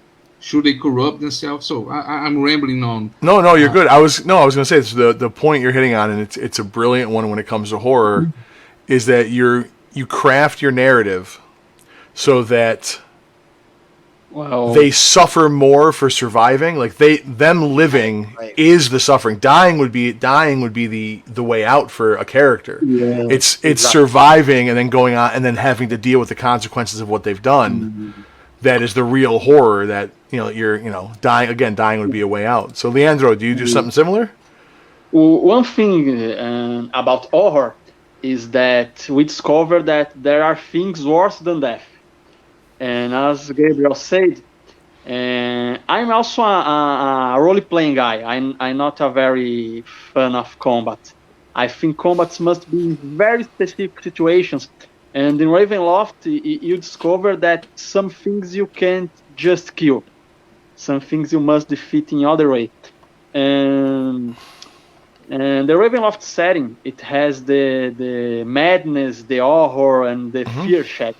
And these things, they leave scars on the characters. And I think this is more punishing than killing. There is an interesting story that happened in my campaign. There was a character, and this character, his objective was to find the soul of his dead wife. And once they were fighting a night hag, a famous night hag of Ravenloft called Styric. They were fighting. We get the kickback.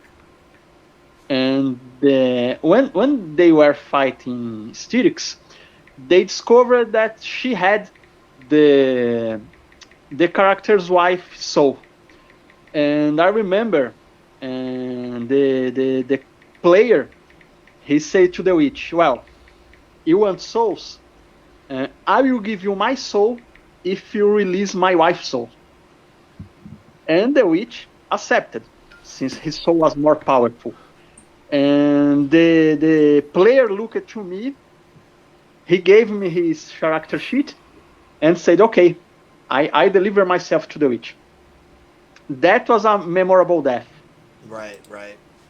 I think in horror and deaths must have a meaning. It must be something dramatic. Not just, you died fighting with a goblin. Right. Yeah. Not necessarily. If you're doing in one shot, then it's okay to just kill them in the most dramatic way as possible. See, they are old school. They are old school DMs. See, it's hiding in there. No mercy for them. I hear it. I was reading about the Alien RPG from Free League, and they had a mode of play that is called the cinematic play, to play just like the movies, where well you're gonna die to the aliens. It's just how you're going to die and how spectacular it's going to be your death. Right, right. Perhaps you live, perhaps you are Sigourney Weaver, but probably everyone will die. And I think these one shots are also a great, lots of fun to do horror one shots with that in mind. If the players agree, that uh, this will be this kind of game, but to a long campaign, I think the solution is to make them suffer in other All ways. right, I just got another player for the Basement of Arcane Secrets. I'm working on one just like that, Gabriel. It's just going to be a Basement of Arcane Secrets, and you just go in, and I'm not worrying about CR or nothing. It's just going to be arcane craziness. I love that. I like your idea. I love it. It's the Dark Souls styles of play. Yeah. There is this region, you go there if you want. That's Uh, right. don't That's right. This is don't not. really hurt you. This is not going to end well for you, no matter what you choose to do. But no, we had so we've had a couple of conversations about horror style games, and I agree with you. The combat element of the game really goes a long way to kind of detracting from the tension and the mood, because if it's got hit points, you can kill it. And that, I think that pulls a lot of players out of the right headspace for a good horror session, because then they're thinking about how they're gonna use all their flashy abilities and everything to murder whatever it is, and then it just becomes it becomes math and stats at that point in time, and it loses the kind of feel. But one of the things that's a struggle is, how do you get people invested that deeply, so that having that consequence for an NPC or a long-term story really has an impact where they will struggle with it, as opposed to just saying, well, it doesn't really affect me. How do you guys get that kind of buy-in from your players? I know you've had long-term people but some short-term people as well. How do you get everyone into that mindset? What's your how would you teach someone to run a horror session successfully? Well, I think a horror session is all about the mood of the game. It's good to have the players on the same page. So if someone is expecting to slay dragons and be the heroic figure, and you are playing a horror game, it probably will not work for both of you. The DM will be frustrated, and the player will be frustrated as well. So from the start, you got to talk to your players, see if they like this kind of game, this kind of proposal, and if they like, they must commit to it, because horror is a difficult thing to create, the mood, the ambience of horror, and it's easily breakable. If someone is telling jokes and is not paying attention, then it all fades away very quickly. So it's got to be a gaming contract, an agreement with the players to do this kind of experience. And when it works, it is great. What I do to invest them, I really try to work with them with the background of the characters, to give them a lot of motivations as a character to go on in this horrible experience, and plan some twists to their stories and the main story to make everything tangled. So every time they advance, they are pulling a knot from the tangle, and revealing some other horrors and secrets of the main storyline of their personal objectives. So it's all mingled together in some sort of way. And the question about the combat, the math of the horror, how it's a problem to horror. What I think the second edition did in a great way is giving the monsters the spotlight in the Van Richten guides, for example. You could not just kill a ghost. You have to search the history, the mystery about the death, to see which kind of weapon would strike the creature. So it's not just I'll send a fireball on the creature, I strike it with a +3 sword. This will not work. You have to discover this weakness or the reason why he's there. And with the Van Richten guys to Ravenloft, almost all of the main gothic creatures got a treatment as this. So perhaps a werebeast cannot be defeated if you don't have the right allergen, and it's not always silver. And the ghost must have his mystery death solved so he can find rest. Or the vampire is a different kind of vampire that feeds Right. on souls and is not hurt by sunlight. So you always keep your players on the edge of their seat because they don't know what they are dealing with. Yeah. It's I'm rambling on again. No, but- you're good. I'm gonna switch gears on you now. So we've been talking a lot about Ravenloft and horror and everything else, and I and your friends here tonight, we've all met you as a YouTuber. So you do produce YouTube videos. We've had a few YouTube people on. What do you say to other YouTubers? What can you tell us about it? You can ramble on. We want to hear about it. Tell us something. Well, when I began to do the videos, I was watching YouTube channels about lore of D&D. For this research I was doing for the whole Much setting like of D&D, hoping that my players are.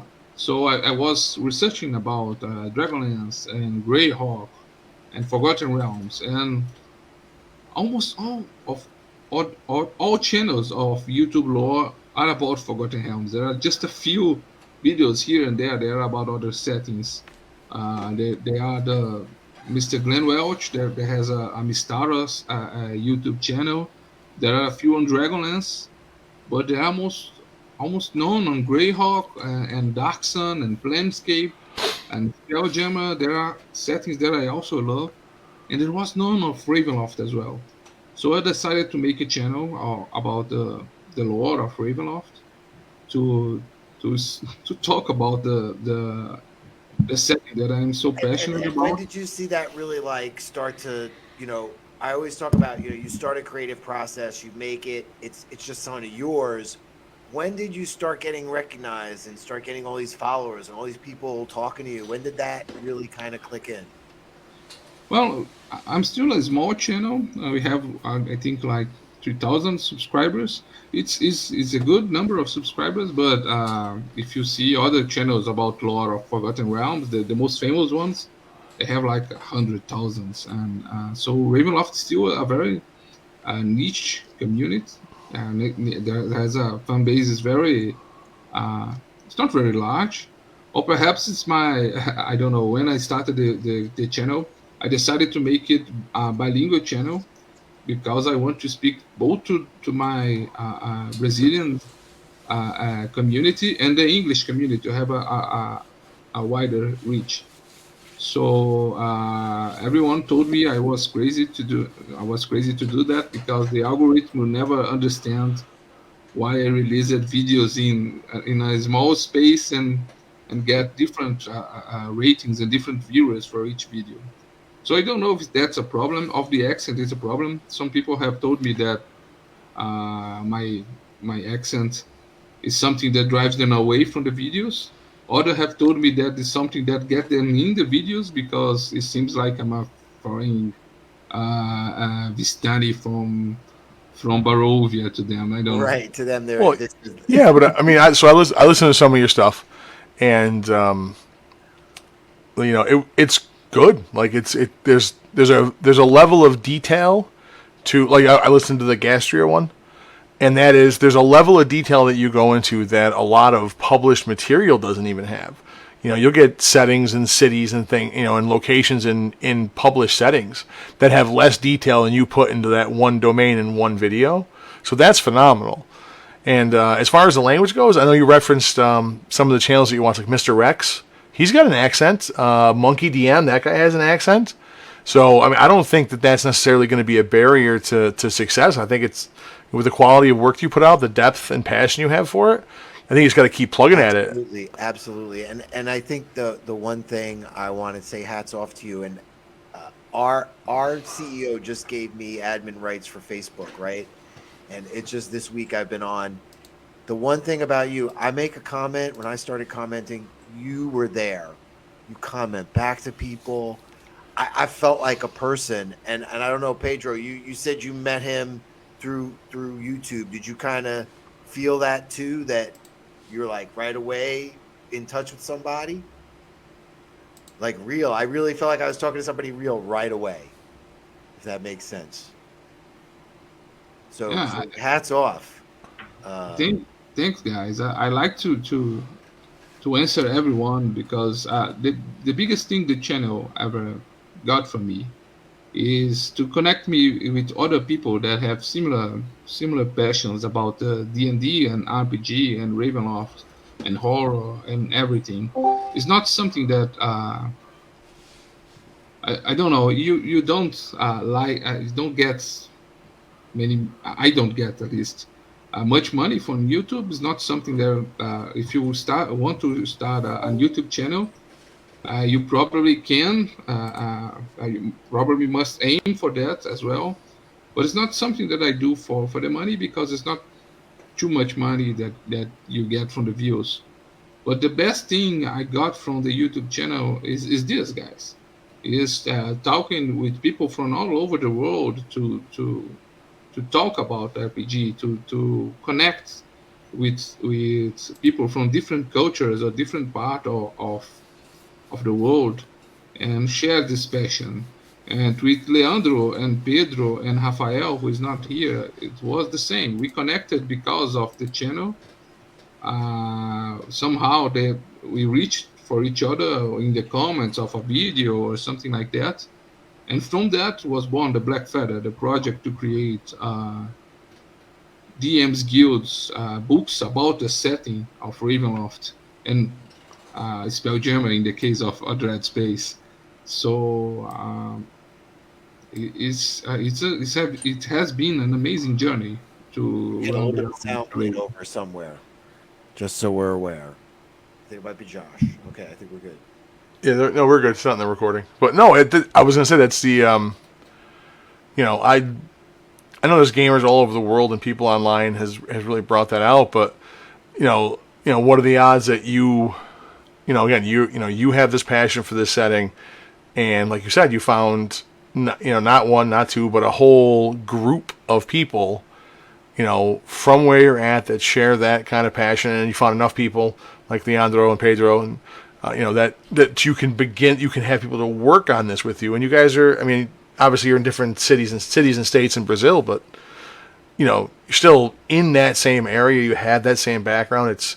I can tell you, it's hard finding people that share your geekdom to the same level, in major cities and here.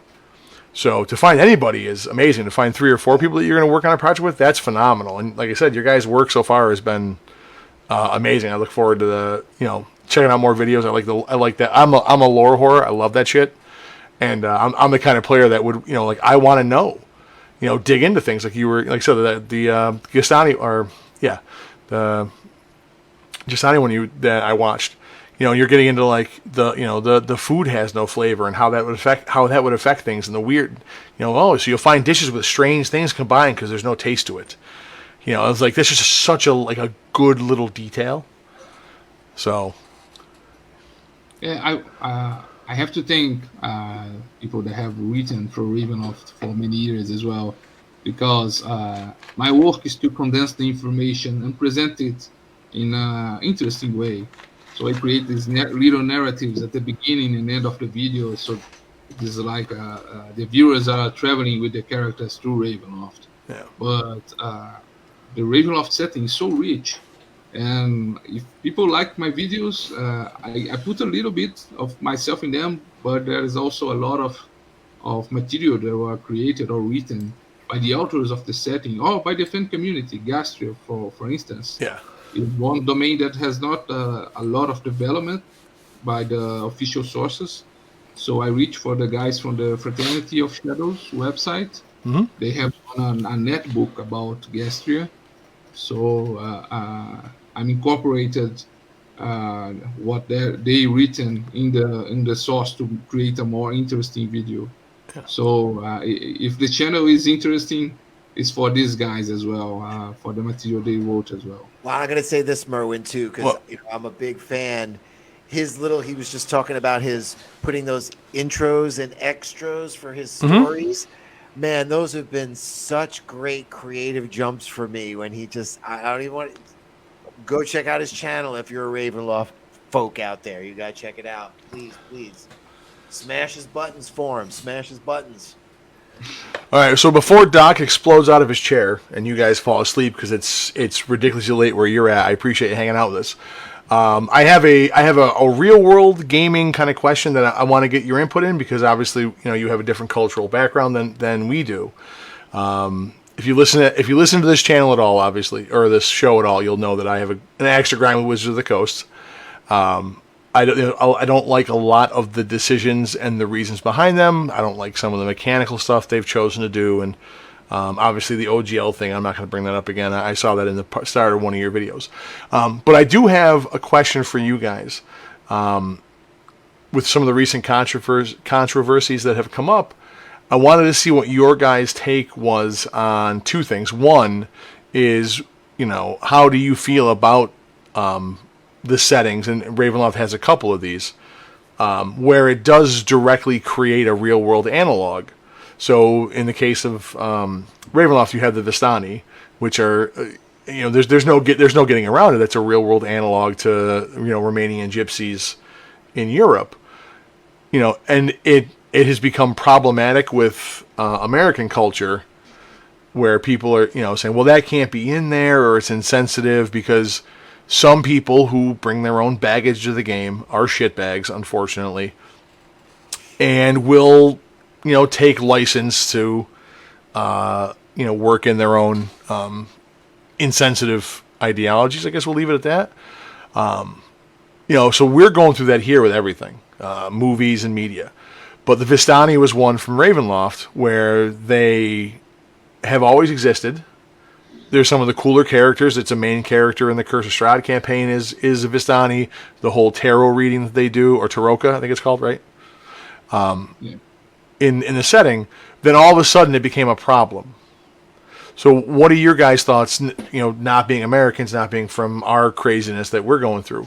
When you see something like the Vistani, or like you said, the Domain of Dread that is analogous to, Mesoamerica, or, Central America and South America, do you guys see a problem with that?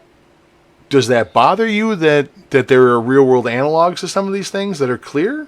Or does it just not something that bothers you guys?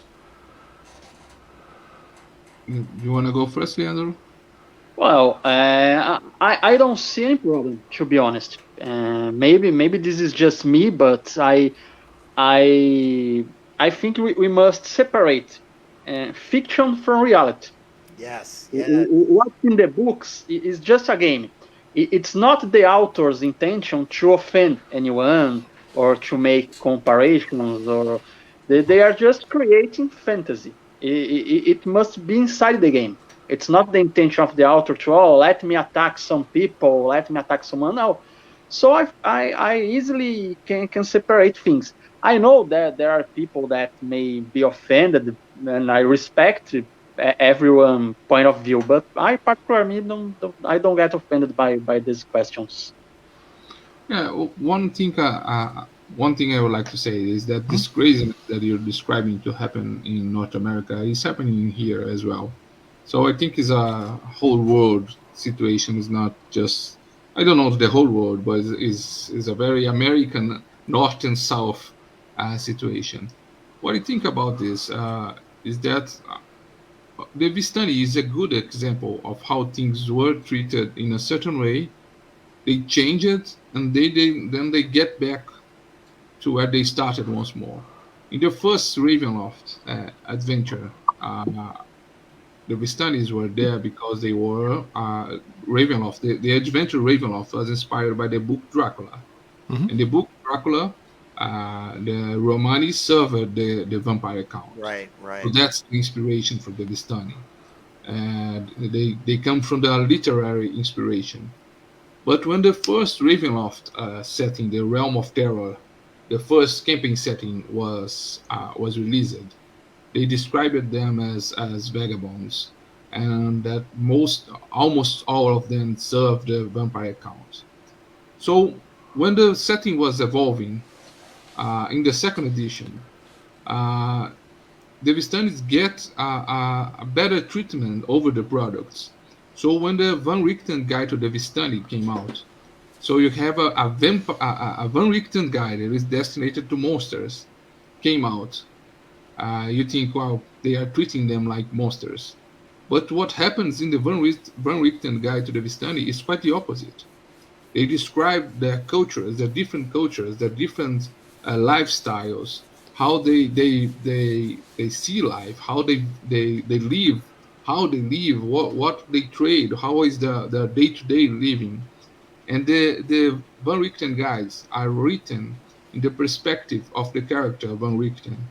So in the first person, and the Van Richten, he lost his son Erasmus to the Vistani, and he has a very strong feelings about them. And the story arc of the book is the Van Richten getting to know the Vistani and discovering that they are not single-minded servants of darkness, but they are real people. And in the end, he has a curse the Vistani has put on him. And in the end, he makes peace with the Vistani from the tribe that has put the curse on him. And he's finally released from his curse. So there is an interesting way to deal with the whole Vistani problem, to say, if you see a problem in that. There is a whole long way they treated the characters. And then when 5e came back in Curse of Strahd, they described them again as vagabonds and servants of the Count. So I don't see a problem with real world references, but I think in this case, the setting tried to oversimplify things and it takes steps back from a law that previously existed and that was not problematic in many ways Right, anymore. right. Accept the Vistani after the Van Richten Guide to the Vistani is sort of a book that says, we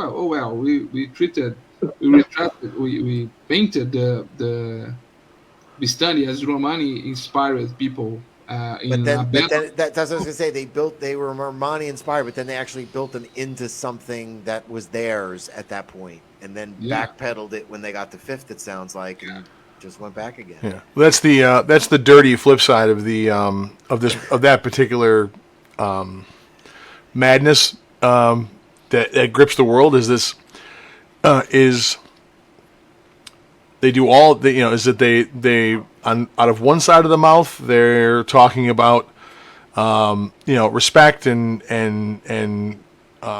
cultural heritage and whatnot, and then on the other side they constantly refer to people as these monolithic blocks, like you said.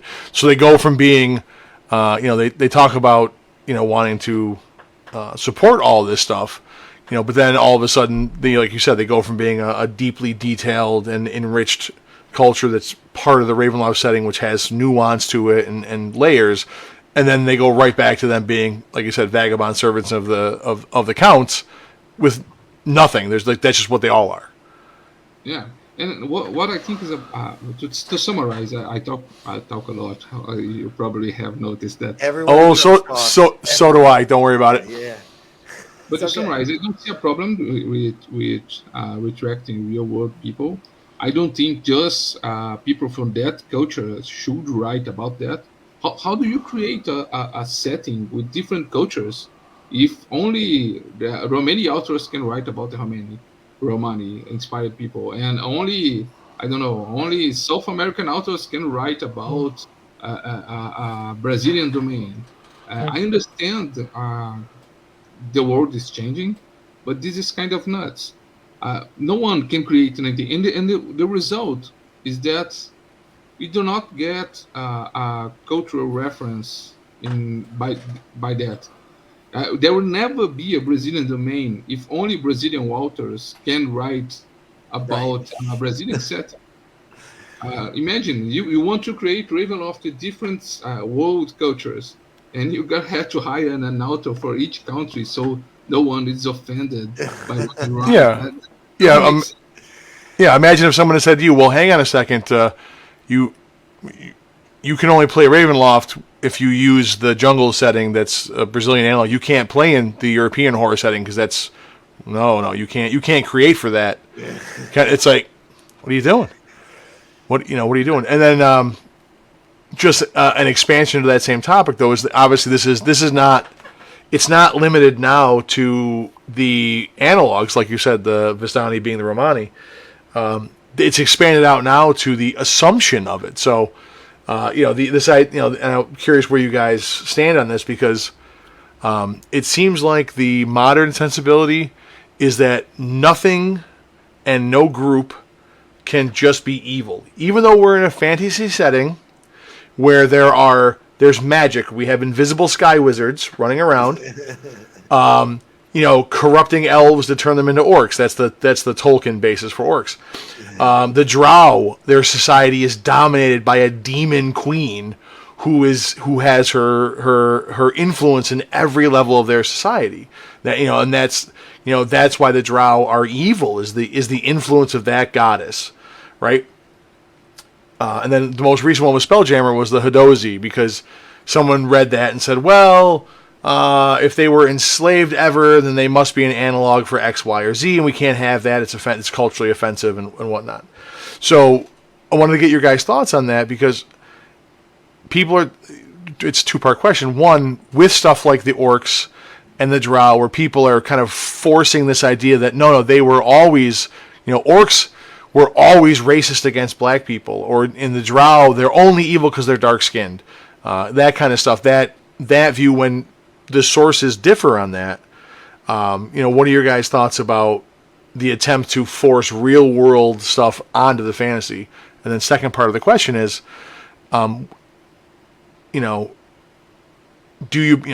is it okay to have a purely evil thing in the game? Is it okay if the orcs in your setting are just, they're purely evil? There's no room for the good orc to run around. What are your guys' thoughts on the nature of evil, and then obviously forcing these real-world things onto fantasy creatures? I personally don't like it. I think you can do this if you are trying to give some nuance, just like Eberron did. Eberron is a nice, interesting way on how they change the perspective, but it's a world thought about this way. So if you look at Eberron, the good guys are the orcs and the bad guys are the elves in a lot of ways. But it's a setting designed to make things different. It was conceived this way. I don't think we should force real world problems into fantasy worlds, because there is no stopping in that. You can say later that a mind flayer is an enslaving creature, so it should be banished. I don't know.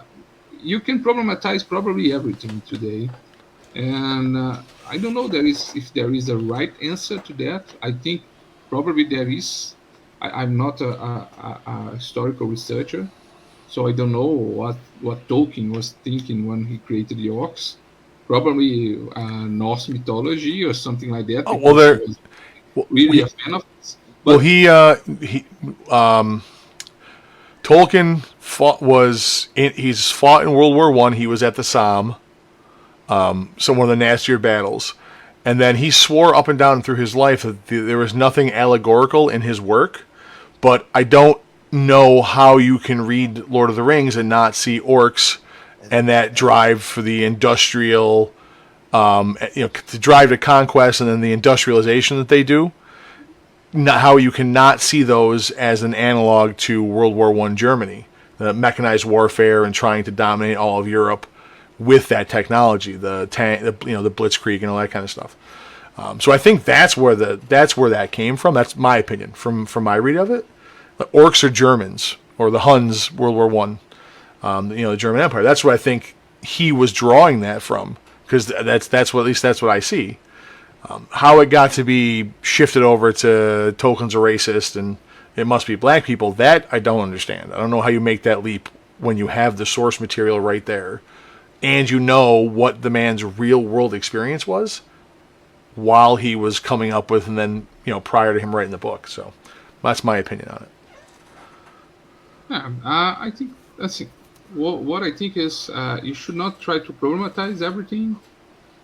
Different people will also have different interpretation as well. And if that doesn't work with your table, do something else. But I don't do as you like on your table. You can. It's your world. If you are the DM, you are the master of that universe. So do as you like on your table. But I don't see the reason to over problematize everything. To tell an example of something that is strange how Wizard of the Coast did, and how they are not solving the problem. You think about Ravenloft 5e, the Van Richten Guide to Ravenloft. They told that they were changing the characters to better represent the diversity. So you have more black characters, more some genders were swapped from male to female. Some characters are homosexual, and I have no problems with homosexual characters, nothing like that. And they say that they are creating domains to fit other tropes of horror in other parts of the world as well. Valakan becomes a jungle with dinosaurs. That's supposedly to reflect South America, I think. We don't have dinosaurs, but I'm not offended by it. I really hope that if you should have a South American or Latin American inspired domain, it would be inspired by our culture. But we got a dinosaur. That's okay. That's actually more. That's actually more insulting. It's more I'm insulting. not insulted by it. I think it's a lost opportunity to explore folklore and other horror tropes we have here. But I'm not creating a problem over this. If you want to play in Valakan with dinosaur like a horror show, that's okay. It's your game. It's your imagination. You do as you like. I keep thinking we're talking about all this. You keep saying Van Richten, and we keep saying tropes, and I feel like we can't use beholders, and we can't use this, and we can't use certain things outside. But pretty much that's all they're doing. They renamed everything, they reskinned everything, and getting away with it. It's just kind of bothered me. Sorry, I just had to say that out loud. So what you're saying is Wizards, who is staunchly in the diversity, equity, and inclusion camp, is in fact guilty of cultural appropriation on a massive scale for profit. Shocking. and then get mad at us when we try to create something. Of course. Anyway, sorry. All right. So last question, and if you want to take this one, Leandro, like you said. Do you have things that are pure irredeemable evil in the setting, or does everything have to be able to be good, or can some things just be pure evil? Oh, I have no problem with things just being pure evil, but I think it's more fun when things are gray. At least in my campaigns, I like to everything has different reasons to be what it is, and sometimes this is very particular of Gothic horror. Sometimes when you're fighting darkness, you see a reflection of you, and that you are part of this darkness as well. So this is very common for Gothic horror. But I have no problem with things that are just evil, and I think they fit well with games of fantasy in general. To have evil guys to be the sort of source of problems, of a dynamic way to explore the plot and the history, and the main objective to be fight off. I see no problem in that. What do you think, Leandro? Well, I see no problem in that, in having evil creatures. Like I said, it's fantasy. It's fantasy, and you are free to do whatever you think most funny. If you want to have a good draw, Dris the Urden, if you want to have a good orc, there's no problem. I also think there's no problem in having creatures being evil, like demons, or even orcs, draws. I think the problem is when you try to force something. Like, oh no, that creature cannot be evil anymore.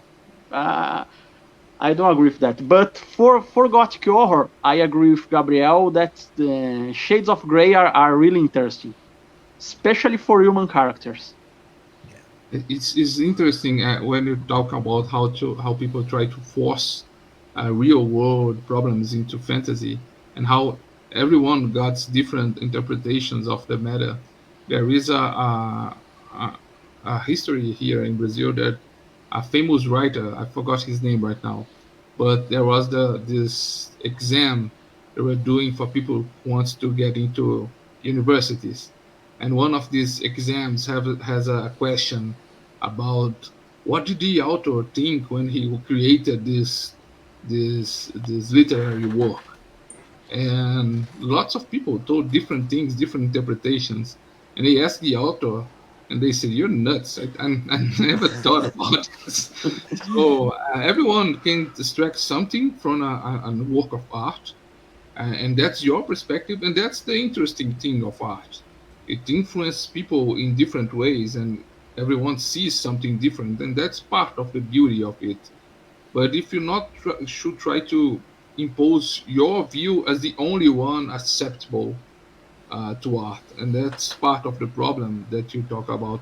I view this as a representation of this kind of people, of this world problem, and because of this, I will join people together to boycott your product. Perhaps other people see different, and we must respect that. And if you don't like it, okay, you might play the way you wanted, but you should not try to impose this to other people. Oh, it's well said. We had some ruffled feathers in our Discord. There was a less than nuanced take that somebody threw out there about needing that you needed to have the you needed to have essentially racism in the game for it to be right. And again, that's not a very nuanced view. I think just being as gracious as possible. I think what they meant to say was you can't force that out of the game on a macro level. You shouldn't, as the creator of this infinitely malleable and infinitely customizable space, say, well, you can make anything you want except you can't have dwarves hate elves, or you can't, like you said, you can't have all orcs be evil. Well, I think it also goes back to what Gabriel was saying. Like during colonial times, there was a clash of different cultures that could be part of your campaign or whatever. And again, it's everybody at your table, and you've all sat down there, and you know what you're all in for. Yeah. So I think where they go wrong is like I said, trying to force absolutes, into the game. It needs to be that open space to be what it's going to be. And like you said, your table is okay with colonial horror. Other people may never think about it, and some people might have a problem with it. But if the creators of the game say, "Well, you can't do this," I think that's the wrong approach, and it also creates an environment where somebody can use that official ruling to kind of club people into changing the stories they want to tell or the kind of game they want to have, and giving people the ability to be toxic is never a good idea. So, Very true. all right. Well, hey, so we hit like the 2.5 hour mark despite having massive technical issues. I know it's late for you guys. I really appreciate you coming on and hanging out. I've had a good time talking, and I like getting the different perspectives. And Doc, like I said, Doc has been geeky about this for weeks. He is a Raven a Ravinophile. I'm not sure if there's a term for it. That sounds pretty good. Yeah. But again, man, I think your videos are great. I love that lore kind of stuff. I look forward to checking out what you guys are creating because again, the whole idea of that horror and space thing, I seemed odd at first. And then I got thinking about the movies that we all talked about, and I'm like, no, that's a great setting for fantasy because it's something that we don't have. Whew, all right, well, Ryan, I wanted to say special thank you to Gabriel for coming on and setting up our dates. And I just a little heads up. Next week we have D&D Blender, and we'll be in the UK. We'll be visiting the UK next week, so I'm kind of excited. We'll be in another time zone, and then the week after that, we're already confirmed with No Fun. Are you guys familiar with No Fun? No, He also does Ravenloft walkthroughs, so you have to check him out, and he does live campaign stuff. I'm really starting to. At this point, I'm really starting to think that Doc has decided that I'm not interesting enough to talk to without having somebody else here. Apparently, I'm not shiny and new anymore. So. Hey, I just like to have people on. It's nice to be social. No, it's good. And here's the thing. I joke about it, but I've loved all these conversations. I like getting to chat to different people, and because the gaming world is amazing. So, all right. Well, as we close out the show, I will stop by our Discord anytime. Chat with us anytime. Oh, absolutely. So, hey, as we close out, if you guys anything you guys want to say to the internet, or you want to plug your channel again, or things you got coming up, I'll give you the time to do so, and then we'll close this thing out. I would like to say thank you to you guys for having us here. It's nice to talk about what we love, games, RPG, movies. It's just nice to meet people and talk about these things. And it's a great way to have a cultural exchange, to talk with people from different countries and different time zones, so we can That's right, yeah. stick to the subject. And I'd like to thank you guys for receiving us. And if you want to check out our work, the Black Feather has one book yet on the DM's Guild, the Dread Space, and I have the Hour of the Raven YouTube channel where you can check these long videos I make about Ravenloft lore. In depth. Yes. You said you have a podcast too now. Have you started a podcast also? Oh, it's the same content of the videos. You just have some people ask me to release them on audio format because they like to hear me while they are walking or doing exercise or washing dishes. I don't know.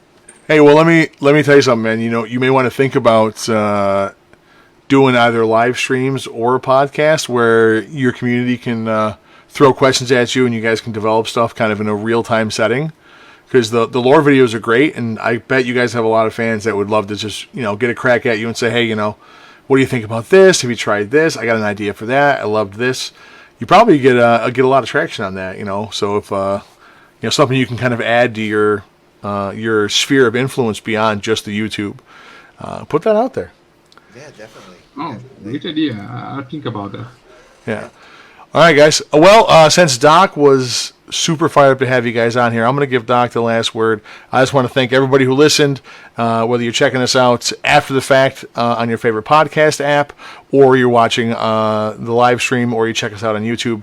Thank you very much. Remember to like, share, subscribe, tell your friends about it. And as I always say, we play the tabletop games because they are unlimited, so why listen to conversations that are any different? Doc, close us out for the night, friend. Hey, man, no matter how you start out, you always start out odd. But, with effort and creativity, you always roll with initiative. All right, thanks, guys. Good night, Internet. We'll chat with you guys in the Discord after this. What's up? Say bye. All right.